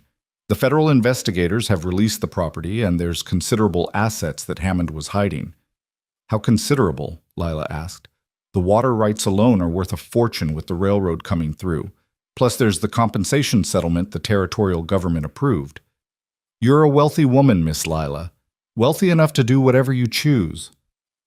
Ethan felt her stiffen beside him, saw the calculation in the crowd's eyes. Yesterday she'd been the desperate daughter forced into marriage to pay debts. Today she was an heiress, and that changed everything in a town like Cedar Falls. "I need to see the house," Lila said quietly. "My father's house." They walked together through town, the crowd following at a respectful distance. The Wynn house sat on the outskirts, a modest two-story structure with a wide porch and views of the mountains. Someone had maintained it in the weeks since Tom's death. The garden was weeded, the porch swept clean. "I've been looking after it," Mrs. Patterson said, emerging from the crowd. She'd run the boarding house for 20 years, one of the few who'd shown kindness to Ethan before his exile. "Didn't seem right to let Tom's work go to waste." Lila's eyes filled with tears as she climbed the porch steps, her hand trailing along the railing her father had built. Ethan hung back, uncertain of his place here, but she turned and held out her hand to him. "Come with me," she said. "Please." Inside the house was exactly as Tom Wynn had left it, neat, orderly, with books everywhere and the faint smell of pipe tobacco still lingering. Lila moved through the rooms like a ghost, touching familiar objects, pausing at family photographs. "This was their wedding portrait," she said, showing Ethan a faded daguerreotype of a younger Tom Wynn and a woman who could only be Lila's mother. The resemblance was striking, though Lila had a strength in her jaw that must have come from her father. "You look like her." "She was beautiful. Father always said I got her beauty, but his stubbornness." Her voice broke slightly. "I miss them both so much." Ethan pulled her against him, letting her cry into his shirt, feeling the shudders that ran through her body. The crowd had remained outside, giving them this private moment, but he could feel the weight of their curiosity pressing against the windows. When her tears subsided, they explored the rest of the house. In Tom's study, they found something unexpected. A letter addressed to Lila dated the day before his death. With trembling hands, she opened it and read aloud, "My dearest daughter, if you are reading this, then Hammond has moved against me sooner than expected. I write this in haste, knowing that by tomorrow I may not be able to write at all. Hammond and Morrison have been planning something involving our land for months. I've hidden documents in the old Bible that prove their corruption. Use them if you can. But more importantly, know this: you are stronger than you believe, braver than you know. Don't let them break you, my dear one.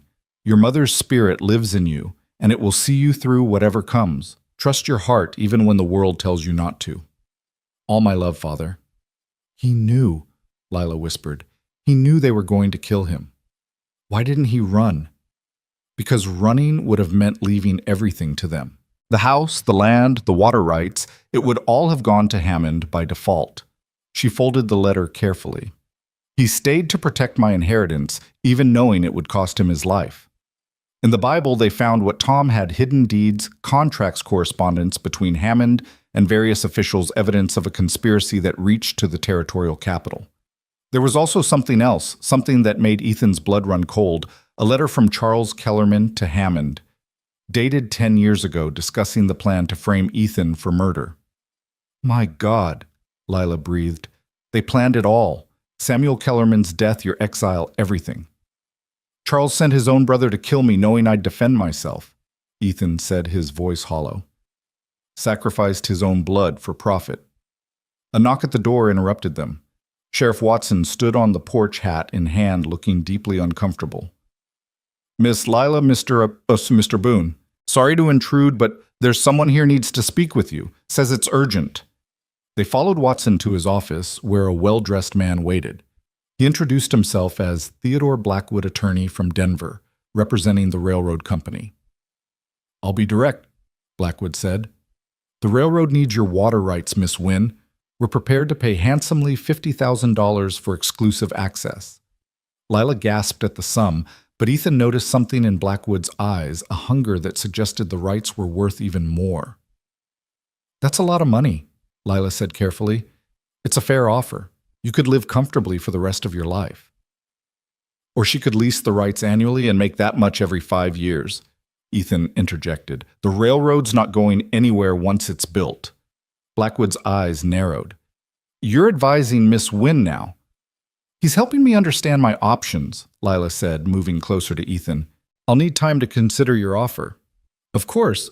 I'll be at the hotel for 3 days. Blackwood stood, then paused. A word of advice, Miss Wynne. A woman alone with such wealth becomes a target. You might consider taking a husband for protection. After he left, Watson cleared his throat awkwardly. There's another matter. Charles Kellerman is in town. Came in this morning demanding justice for his brother. Ethan's hand went to his gun. The murder charge was cleared. It was, but he's not accepting that. Says he wants satisfaction one way or another. Watson looked miserable. I can't stop a man from calling you out, Boone, not if you accept. Where is he? The saloon. Been drinking since he arrived, working up his courage. Ethan stood, but Lila grabbed his arm. Don't go, please. We can leave, go back to the cabin. He'll follow. Men like Kellerman don't give up. He touched her face gently. I've been running from this for 10 years. Time to end it. The walk to the saloon felt like a funeral procession. Word had spread and people lined the streets. Some looked eager for blood sport, others fearful of the violence to come. Lila walked beside him, chin high, refusing to show the fear he knew she felt. The saloon was nearly empty except for Charles Kellerman sitting at a corner table with a bottle of whiskey. He looked older than Ethan remembered, his hair gone gray, his face lined with bitterness. When he saw Ethan, he stood slowly, hand hovering near his pistol. Murderer, he said, his voice slurred but venomous. Your brother came to kill me, Charles. You sent him. Prove it. Ethan pulled out the letter they'd found, tossing it on the bar. Your own words prove it. You planned the whole thing with Hammond. Kellerman's face went white as he recognized the letter. For a moment, Ethan thought he might back down. Then rage replaced shock and his hand went for his gun. Ethan was faster. He'd always been faster. But as his hand touched his pistol grip, Lila stepped between them.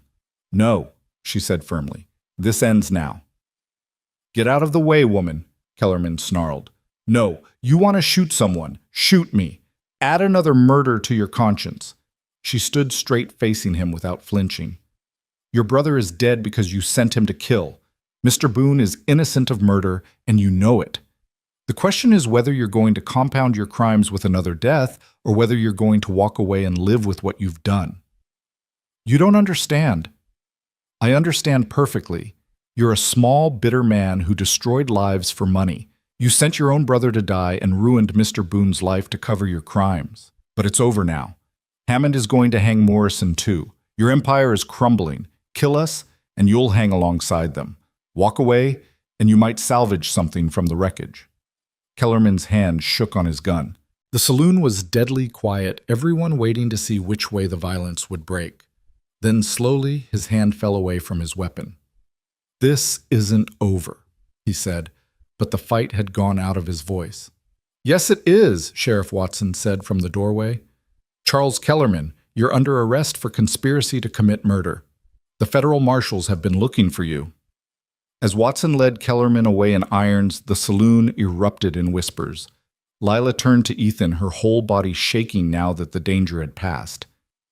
"You stepped between us," he said, wonder and anger warring in his voice. "You could have been killed." "So could you, and I've lost enough people I care about." She took his face in her hands, forcing him to meet her eyes. "No more killing Ethan. We've had enough of death." He kissed her there in the saloon in front of everyone, not caring about propriety or scandal. When they parted, the crowd was silent. Then someone, Mrs. Patterson, started clapping. Others joined in, and soon the saloon rang with applause that seemed to be for more than just their embrace. It was approval acceptance, perhaps even forgiveness for the town's past sins. Over the next days, they settled Tom Wynn's affairs. Lila negotiated with the railroad, eventually agreeing to a lease that would provide steady income while maintaining ownership of the water rights. She also established a fund for the families Hammond had destroyed, using part of the compensation settlement to help those who'd lost farms and businesses to his predatory practices. But even as she handled business with remarkable acumen, Ethan could see her struggling with the weight of sudden wealth and responsibility. At night in the boarding house, where they'd taken separate rooms to maintain propriety, he'd hear her pacing, unable to sleep. On the third night, she knocked on his door. "I can't do this," she said when he let her in. "Everyone looks at me differently now. They see money, not me. Even the ones who mean well treat me like I'm made of glass." "What do you want to do?" She moved to the window, looking up at the mountains visible in the moonlight. "I want to go home. To the cabin. Is that crazy?" "The cabin's not a home, it's just a shelter. It was home when we were there together." She turned to face him. "Everything down here feels false, like playing a role in a play I don't understand. Up there, I knew who I was." "You're romanticizing it. Winter in those mountains is brutal. No comfort, no society, no pretense," she interrupted. "No one watching every move, judging every decision. Just us and the mountains and whatever we build together." "Leela, you're asking to give up everything. Your inheritance, your place in society." "I'm not giving it up. The least money will come whether I'm here or in the mountains. As for society," she laughed bitterly. "The same society that would have watched Morrison buy me like cattle, I don't need their approval." "What about a family, children?" "You can't raise children in that cabin." She was quiet for a moment, then moved closer to him. "Can't I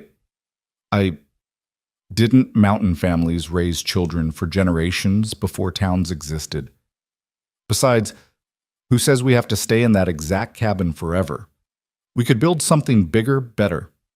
Use some of my money to create a real home, not just a shelter." "You've thought about this." "I've thought about nothing else. Ethan, I'm not asking you to marry me or make any promises you're not ready for.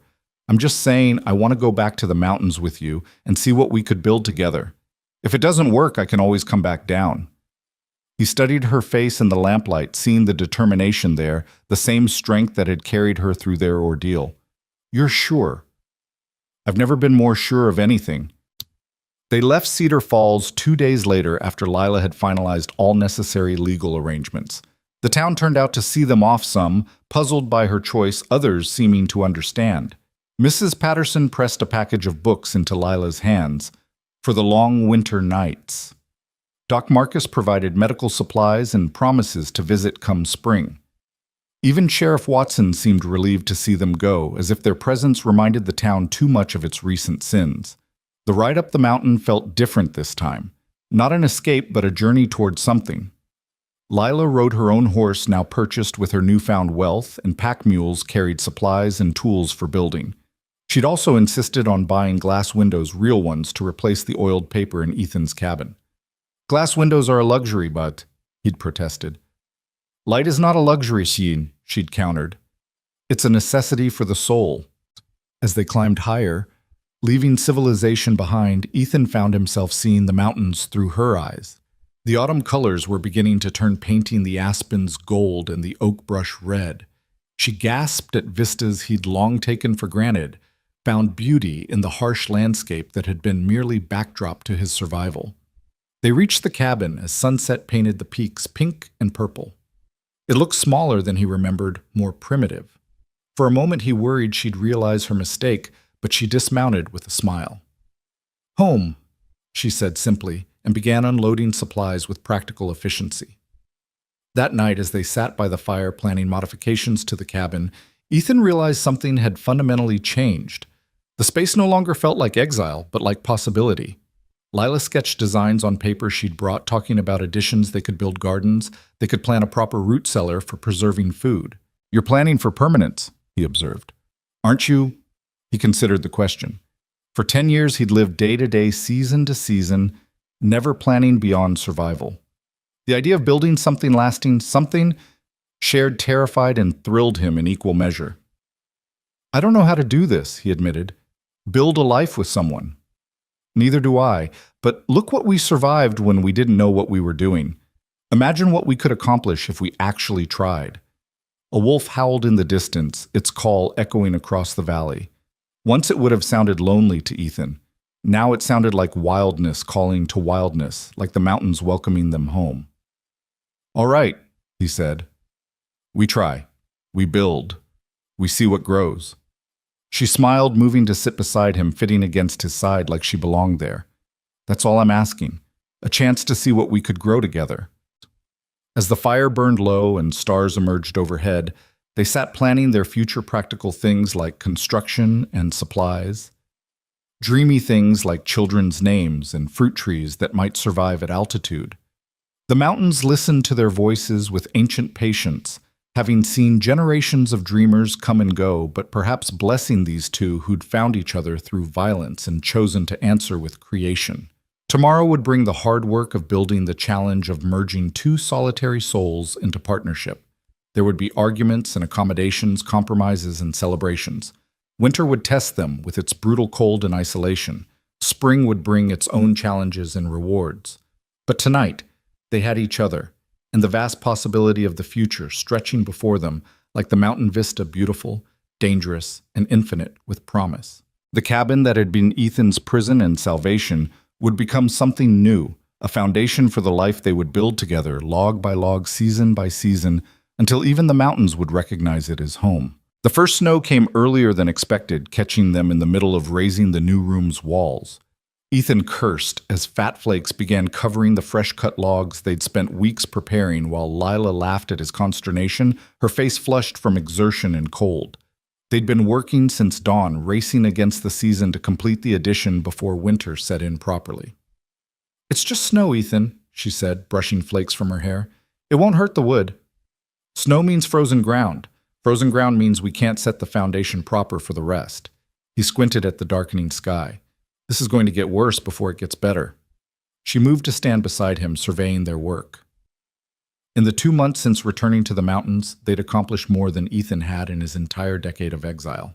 The cabin now had real glass windows that caught the morning light, a new iron stove Lila had ordered from Denver, and the beginnings of what would be a proper bedroom addition. We can finish the roof at least, she said. Keep the snow out of what we've built. They worked through the afternoon as the snow thickened, their movements synchronized from weeks of laboring together. Lila had surprised him with her strength and determination, never complaining about blisters or exhaustion, matching him hour for hour in the hard work of construction. By nightfall, they had the roof frame up and covered with canvas, a temporary solution, but enough to protect their progress.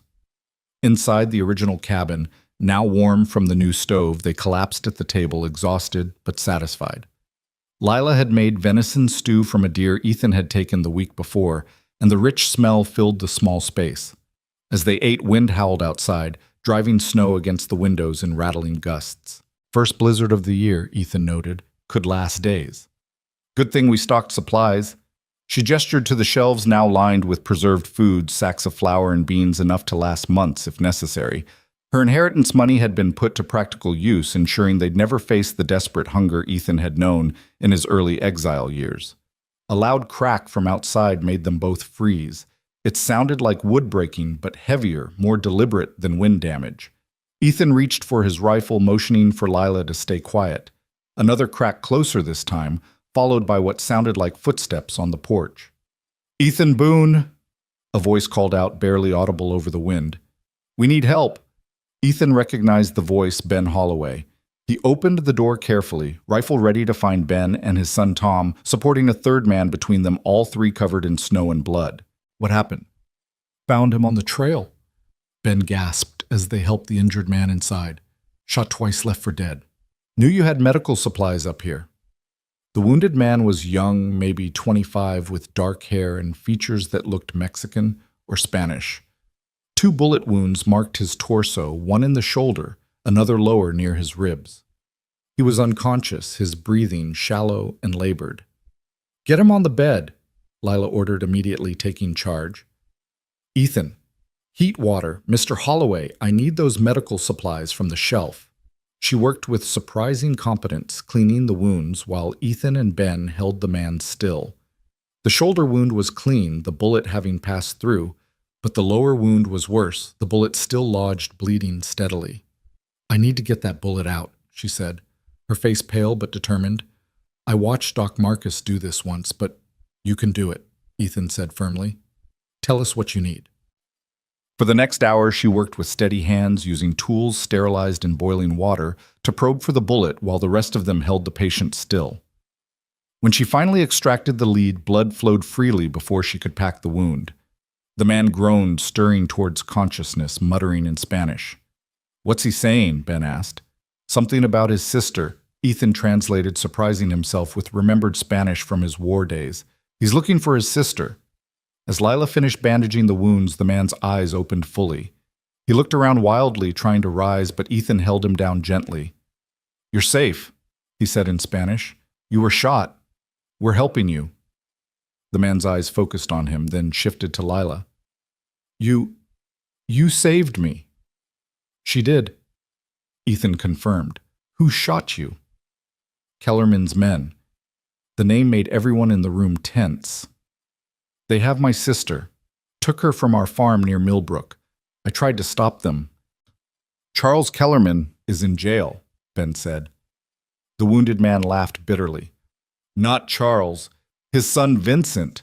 Worse than his father. He came back from California with men, lots of men. Says the law has no authority since his father was falsely imprisoned." Ethan and Lila exchanged glances. They'd known Charles Kellerman had a son, but he'd been away for years, supposedly making his fortune in the gold fields. "Why did they take your sister?" Lila asked. "She witnessed them killing a federal marshal, the one investigating the family's crimes. They're holding her at the old Kellerman logging camp, planning to move her tomorrow, sell her to traders heading for Mexico." "How many men?" Ethan's voice had gone cold. 10, maybe 12, all killers." The young man tried to sit up again. "I have to go back. Maria is only 16. You're not going anywhere with those wounds," Lila said firmly. "You'd be dead before you reached the tree line." "Then she's lost." Tears ran down his face. "My little sister is lost." Ethan stood abruptly, moving to the window. Through the driving snow, he could see nothing but white. But in his mind, he saw another young woman, terrified and alone, being sold into slavery because she'd been in the wrong place at the wrong time. "How far is the logging camp?" he asked. "Ethan, no," Lila said, knowing where his thoughts were heading. "You can't." 8 miles northeast," Ben answered, understanding too. "But in this storm..." "Storm works both ways. They won't expect anyone coming in this weather." Ethan was already gathering his gear. "Ben, can you and Tom stay here, protect the cabin?" "We're coming with you," Tom said immediately, but Ethan shook his head. "Need you here. If something happens to me, get Lila to safety." "If something happens to you, I'll kill you myself," Lila said fiercely. She grabbed her own rifle. "I'm coming." "Absolutely not." You can argue and waste time, or you can accept that I'm coming and plan accordingly. Her green eyes blazed with determination. That girl needs help. I won't sit here warming my hands while she suffers. They stared at each other for a long moment, wills clashing. Finally, Ethan nodded. Get dressed warm. We leave in 10 minutes. The wounded man they'd learned his name was Miguel drew a rough map of the logging camp, marking guard positions and where they likely held his sister. There's an old equipment shed on the north side. That's where they keep prisoners before transport. As they prepared to leave, Ben pulled Ethan aside. This is suicide, you know that 2 against 12 in a blizzard. Probably, but I can't sit by and let them sell a girl into slavery, not when I can do something about it. You've changed, Ben observed. The old Ethan Boone would have minded his own business. Ethan glanced at Lila, who was checking her rifle with grim efficiency. The old Ethan Boone didn't have anything worth protecting, or anyone who'd stand beside him in a fight. They left the cabin as the storm reached its full fury, snow driving horizontally, visibility reduced to mere feet. Ethan led breaking trail through drifts that reached their knees, Lila following in his footsteps. They navigated by instinct and memory, the familiar mountains made alien by the white shroud. It took 3 hours to cover what should have been a 2-hour journey. By the time they reached the ridge overlooking the logging camp, both were exhausted faces, numb from cold despite their wrappings. Below, lights glowed through the storm lanterns in what had to be the main building. Can't see the guards, Lila said through chattering teeth. They'll be inside staying warm. Stupid, but lucky for us. Ethan studied the layout, comparing it to Miguel's map. The shed is their north side. 1 door, probably 1 guard. They circled wide, using the storm as cover until they reached the back of the equipment shed. Through gaps in the wooden walls, they could hear crying young female, terrified. Ethan's jaw tightened. Moving to the corner, he peered around. A single guard stood by the door, huddled against the wind rifle, leaning against the wall while he tried to light a cigarette. Ethan moved like a shadow through the snow. The guard never saw him coming. A swift blow with his rifle butt dropped the man unconscious. They dragged him away from the door, and Lila quickly bound his hands and feet with rope they'd brought. Inside the shed, they found her Maria, barely more than a child, chained to the wall, face bruised, clothes torn. When she saw them, she cringed back, expecting more violence. We're here to help, Lila said softly in Spanish. Your brother Miguel sent us. Hope flickered in the girl's eyes. Miguel is alive. Alive and safe. We're getting you out of here. Ethan broke the chains with bolt cutters they'd found in the shed. Maria could barely stand, weak from cold and abuse. As Lila wrapped her in the guard's coat, shouts erupted from the main building. Someone had discovered their presence. Go, Ethan said, pushing them toward the door. Get her to the trees. I'll hold them. We go together or not at all, Lila said firmly. Men poured from the main building, dark shapes against the snow. Ethan fired, dropping the first one, then the second. Return fire shattered the shed's windows, showering them with splinters. They retreated out the back, Lila half carrying Maria, while Ethan covered their escape.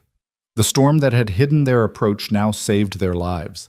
In the white chaos, the pursuers couldn't track them effectively. Gunfire cracked through the wind, but the shots were wild, blind. They ran, stumbled, fell, got up and ran again, the sounds of pursuit gradually fading behind them. Halfway back to the cabin, Maria collapsed completely. Ethan carried her the rest of the way, Lila leading, now finding their trail by pure instinct. When the cabin finally appeared through the snow, warm light glowing from its windows, it looked like salvation itself. Ben threw open the door as they staggered onto the porch. Inside, Miguel cried out at the sight of his sister trying to rise despite his wounds. They laid Maria on a pallet by the fire, and Lila immediately began examining her injuries while Ben's son Tom stood guard at the window. They'll come, Ethan said, reloading his rifle. Vincent Kellerman won't let this go. Let them come, Ben said grimly. This cabin's built solid, and we've got clear fields of fire.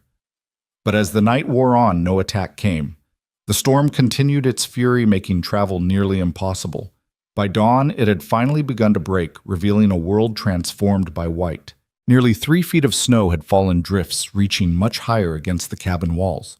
It was Tom who spotted them first, riders approaching from the east, but not who they expected. Sheriff Watson led the group accompanied by federal marshals and a full posse. "Ethan Boone," Watson called out. "We're here to help." Warily, Ethan opened the door. Watson dismounted, wading through the snow with difficulty. "Got word from a guard who escaped the logging camp," Watson explained. "Said Vincent Kellerman was holding a girl prisoner planning to sell her. The marshals were already looking for him for killing their colleague." "You're too late for the rescue," Ethan said.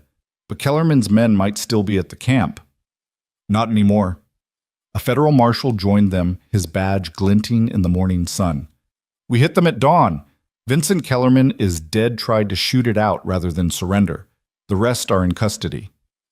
"It's over?" Lila asked, appearing in the doorway. "This part is," the marshal said. "Though there's still the matter of the Kellerman Empire. With Charles in prison and Vincent dead, their holdings are being seized. The territorial government wants to redistribute the land to families the Kellermans drove out." He turned to Ethan. "Mr. Boone, there's talk of appointing you as territorial deputy, helping keep peace in the mountains." "Interested?" Ethan looked back at Lila, who smiled and nodded. "I'll think about it," he said. After the lawmen left, taking statements and ensuring Maria and Miguel would be safely escorted home once they recovered, the cabin felt strangely quiet. Ben and Tom had departed with the posse, leaving Ethan and Lila alone again. "A territorial deputy," she mused, adding wood to the fire. "That's quite a change from exile. Don't know if I want it, being responsible for law and order, dealing with people's problems." "You're already doing that," she pointed out. "The difference is you'd be paid for it." They stood together at the window, watching the sun turn the snow-covered mountains into diamonds. The storm had passed, leaving the world clean and new, full of possibility. "We never finished the addition," Ethan said. "We will. Come spring, we'll finish it properly." She leaned against him. "Maybe make it bigger. Room for a family." He looked down at her, seeing the future in her eyes. Children playing in the meadow gardens, green with growth. The cabin expanded into a proper home. It seemed impossible and inevitable all at once. "Lila, He struggled with words that had never come easy. "I love you. I should have said it before, but..." She silenced him with a kiss, then pulled back to look into his eyes. "I love you too. Have since you kissed me in that church, claiming me when no one else would stand for me." That wasn't exactly a kiss. More like marking territory. It was both, and it was perfect. She took his hand, placing it on her stomach. "Ethan, there's something else.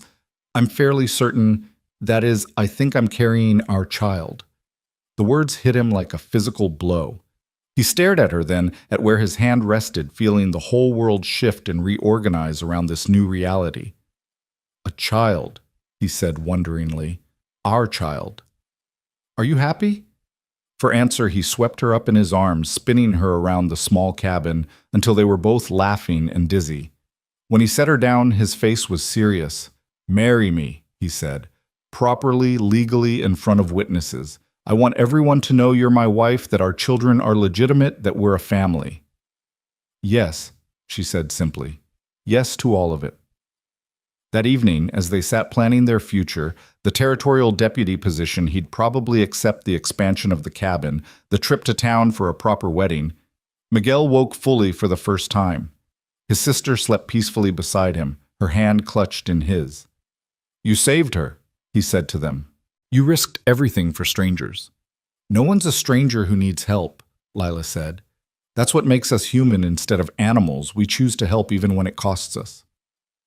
"How do I repay such a debt?" "You don't," Ethan said. "You pass it on. Someday someone else will need help. You give it freely as we did."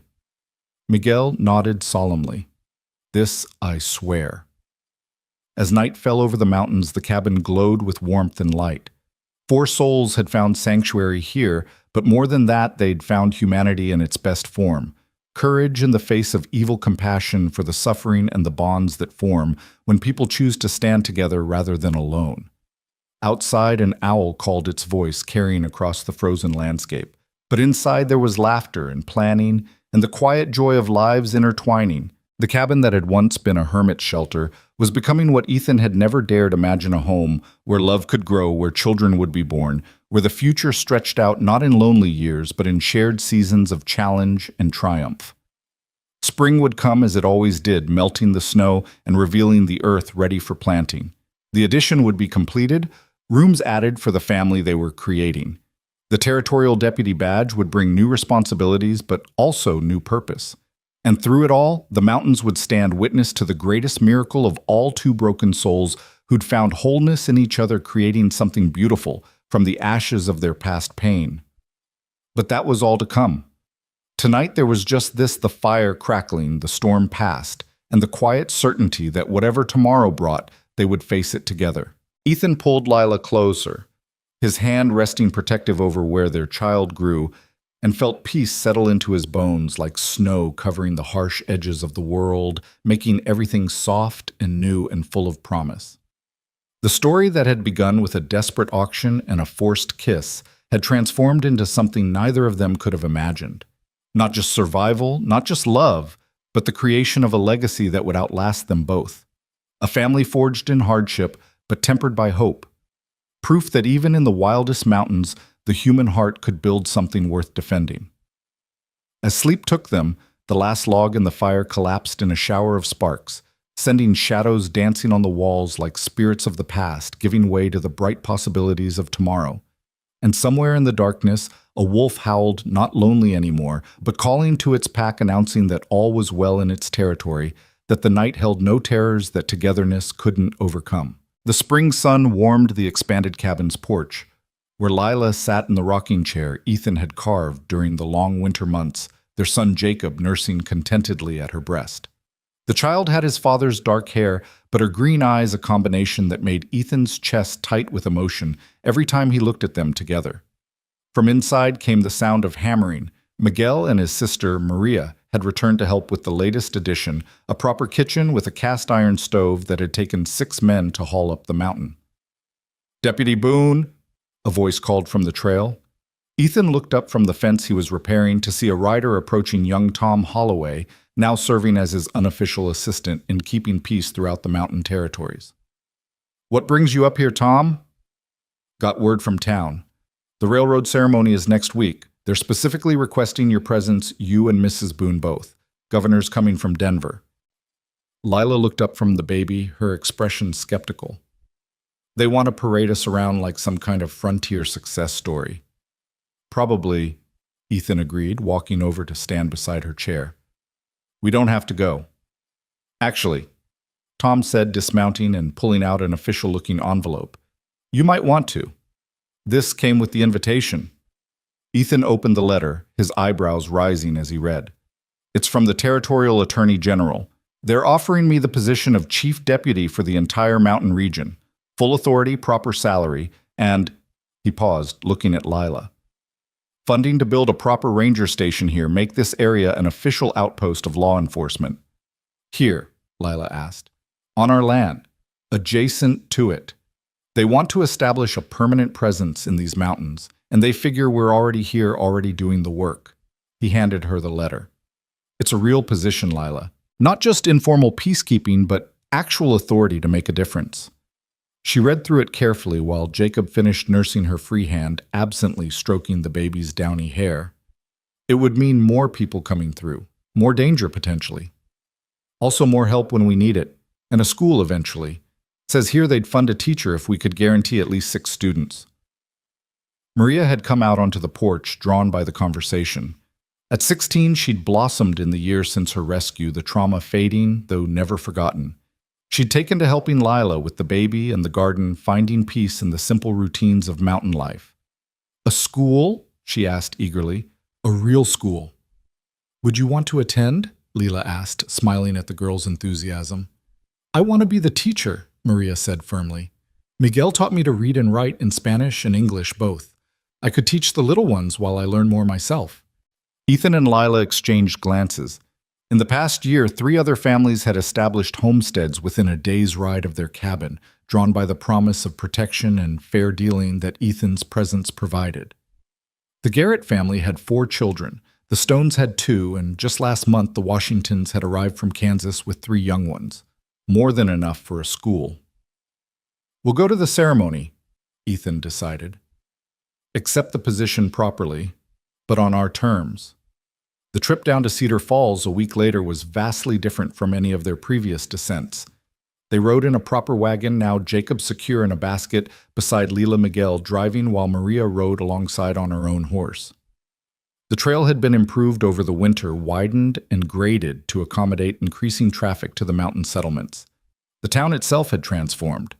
The railroad had brought prosperity and problems in equal measure. New buildings lined the streets, including a proper hotel, a newspaper office, and even a small theater. But there were also saloons, gambling halls, and the kind of transient troublemakers that followed railroad construction. They were met at the town limits by Sheriff Watson and a delegation of citizens including Mrs. Patterson and Doc Marcus. The old woman embraced Lila carefully, mindful of the baby. "Look at you," she said, tears in her eyes. "A proper family. Tom would be so proud." The ceremony itself was held at the new railroad depot, a grand building of red brick and iron that seemed impossibly modern against the frontier backdrop. Governor Evans gave a speech about progress and civilization, about how the railroad would bring prosperity to all. But when he called Ethan forward to officially accept his position, it was Lila who stole the show. She stood beside her husband Jacob in her arms, and when the governor finished his prepared remarks about law and order, she spoke up. "Progress isn't just about rails and commerce," she said, her clear voice carrying across the crowd. "It's about justice for all people, protection for the vulnerable, and opportunity for those who've been forgotten. My husband has accepted this position, not to serve the railroad or the wealthy, but to ensure that every family in these mountains, settler or native, rich or poor, receives equal protection under the law." The crowd murmured, some approvingly, others less so. But Governor Evans, a shrewd politician, recognized the moment's importance. "Well said, Mrs. Boone. The territory is fortunate to have both of you in its service." After the ceremony, they were approached by numerous people. Some wanted favors, others offered bribes disguised as gifts. Still others simply wanted to associate themselves with the new power structure. Ethan handled them all with gruff efficiency, while Lila provided the diplomatic touch, accepting what would help their mountain community and politely refusing what wouldn't. But the most significant encounter came as they were preparing to leave. A well-dressed woman approached, elderly, but still elegant, with eyes that seemed familiar. "Mr. Boone," she said, "you probably don't remember me. I'm Sarah Kellerman Charles's widow." Ethan tensed his hand, moving instinctively toward his weapon, but the woman raised her hand peacefully. "I'm not here for revenge. I've come to apologize." She looked at them both with eyes full of regret. "I knew what Charles was. I knew what he did to you, to Samuel, to so many others. I stayed silent out of fear and comfort, and that silence made me complicit." "Mrs. Kellerman," Lila began, but the older woman shook her head. "Please let me finish. I've liquidated what remains of the Kellerman holdings. Most will go to families Charles destroyed, but I wanted to give this to you specifically." She handed Ethan a leather folder. "It's the deed to Eagle's Peak and the surrounding 1,000 acres. Charles stole it from the original homesteader 20 years ago. I'm returning it to someone who'll use it properly." Ethan opened the folder, staring at the deed. Eagle's Peak was prime land with water rights and timber worth a fortune. "I can't accept this," he said. "You can and you will," Sarah Kellerman said firmly. "Consider it partial payment for 10 years of stolen life. Besides, I hear you're planning to help establish a proper community in the mountains. You'll need the resources." She turned to leave, then paused. "My grandson Vincent was a monster Mr. Boone raised in his father's image. You did the world a service stopping him. I won't mourn what he became, only what he might have been in a different family." As she walked away, Lila touched Ethan's arm. 1,000 acres. We could help so many families establish themselves. We could build that school Maria wants. Maybe even a small clinic for when Doc Marcus can't make it up the mountain. They left Cedar Falls that afternoon, the wagon loaded with supplies and plans for the future. As they climbed back into the mountains, Jacob woke from his nap, gurgling happily at the sky passing overhead. Maria sang a Spanish lullaby, while Miguel pointed out landmarks to some newcomers they'd agreed to guide to available homestead land. "It's really happening," Lila said wonderingly. "We're building a community." "We're building more than that," Ethan replied, guiding the horses around a familiar bend. We're building a future where our son can grow up free, where families like Miguel and Maria's can't be destroyed by powerful men's whims, where justice means something more than who has the most money. As they crested the final ridge, their cabin came into view, but it was no longer alone. Smoke rose from chimneys of 3 other homesteads visible in the distance. They could hear the ring of axes where the Garrett boys were clearing land for spring planting and see Mrs. Stone hanging laundry while her children played in the yard. "Look," Maria pointed excitedly. "Mr. Holloway's already started on the school foundation." Indeed, Ben and Tom Holloway were there with several other men marking out where the new building would stand. When they saw the wagon approaching, a cheer went up. "Deputy Boone, Ben called out. "Hope you don't mind, but we figured we'd get started. Want to have it roofed before the summer storms." As Ethan helped Lila down from the wagon, Jacob secure in her arms, he looked around at the activity, the life that had sprouted in what had been his solitary exile. The man who'd once lived as a hermit nursing wounds and grievances had become the center of a growing community. That evening, they held a celebration dinner outside tables made from planks and sawhorses laden with food everyone had contributed. Stories were shared, plans discussed, children ran between the adults' legs while babies slept in their mother's arms. As the sun set behind the peaks painting the sky in shades of rose and gold, Ethan stood to speak. "A year ago, Lila and I came back to these mountains looking for shelter from a world that had turned cruel. We found more than shelter, we found purpose. Each of you has made that same journey in your own way, choosing the hard path of frontier life over the false comforts of town living." He raised his cup of coffee. They'd all agreed to keep alcohol out of their settlement. "To the future we're building together. To the children who'll grow up free in these mountains. To the community that looks out for its own. And to the families we're creating and protecting." The toast was echoed enthusiastically, but it was little Tom Stone, all of 5 years old, who provided the evening's most memorable moment. "Mr. Ethan," he piped up, "my pa says you used to be an outlaw. Is that true?" A hush fell over the gathering. Ethan looked at the boy, then at his own son sleeping in Lila's arms. "I was an exile," he said carefully, "sent away for something that wasn't my fault. But you know what? That exile taught me something important. Sometimes being pushed out of society shows you what really matters. Not money or position or even comfort, but people who stand by you, who fight beside you, who help you become better than you were." He looked around at the assembled faces, weathered, hopeful, determined.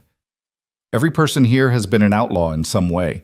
Mrs. Garrett, you defied your rich family to marry for love. Miguel and Maria fled a system that would have destroyed them. The Washingtons left everything behind because they refused to live under unjust laws. Even Mrs. Lila here broke the law when she ran from a forced marriage." "So we're all outlaws?" young Tom asked wide-eyed. "We're all people who chose freedom over conformity," Lila said, shifting Jacob to her other arm. "Who decided that living true to ourselves mattered more than living comfortable lives. That's why we'll succeed here," Ben Holloway added. "We've all got too much invested in this freedom to let it fail." As the evening wound down and families began heading to their homes, Ethan and Lila stood on their porch watching lanterns bob through the darkness like fireflies. Jacob had woken cooing at the stars beginning to emerge overhead. "No regrets?" Ethan asked, wrapping his arm around his wife. "How could I regret this?" She gestured at the scene before them. The quiet industry of a community preparing for night. The peaceful mountains standing guard the promise of tomorrow's work and growth. "A year ago, I was being sold to pay a false debt. Now I'm helping build something that will outlast us all. The railroad folks want me to focus on keeping their interests protected," Ethan said, "making sure the timber contracts favor them, that the water rights flow their way. And will you? I'll keep the peace, I'll enforce the law. But the law is going to work for everyone, not just the wealthy. They may come to regret giving me this authority." Lila laughed, the sound carrying across the clearing. "They definitely will. You're not the tame lawman they think they've hired. And you're not the proper lawman's wife they expect either. Good. Let's keep surprising them." As they went inside, Ethan paused at the threshold, looking back one more time. The scared, angry man who'd built this cabin as a fortress against the world could never have imagined this community family, purpose beyond mere survival. The mountains hadn't changed, but everything else had. "Coming to bed?" Lila asked from inside, and he could hear her settling Jacob into his cradle. In a moment. He stood there breathing in the night air that carried the smell of pine and wood smoke and the promise of rain. Tomorrow would bring its challenges, disputes to settle newcomers to evaluate probably trouble from the railroad camp. But tonight there was peace. A wolf howled in the distance, answered by another, then another, a pack calling to each other across the vast wilderness. But for the first time in his life, Ethan didn't hear loneliness in their cries. He heard family connection, the bonds that made survival possible in a harsh world. "Ethan," Lila called softly. He went inside, barring the door behind him, but knowing that what they were protecting now was so much more than just themselves. They were guarding a dream made manifest, a place where exiles could find home, where the broken could heal, where love could flourish, despite the rocky soil and harsh seasons. As he joined his wife in their bed, their son sleeping peacefully nearby, Ethan Boone finally understood what he'd been searching for through all those years of exile and violence.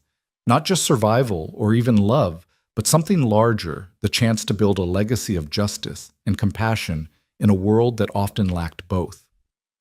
The cabin creaked softly in the night wind, its walls expanded, but its soul unchanged. It remained a shelter, but now it sheltered more than just two people. It sheltered hope itself, and in the harsh mountains of the frontier, hope was the most precious commodity of all. Tomorrow would come with its duties and challenges. But tonight, in this moment, everything was perfect. The family sleeping safe, the community growing strong, and the future stretching ahead like an unbroken trail ready for their footsteps to mark the way.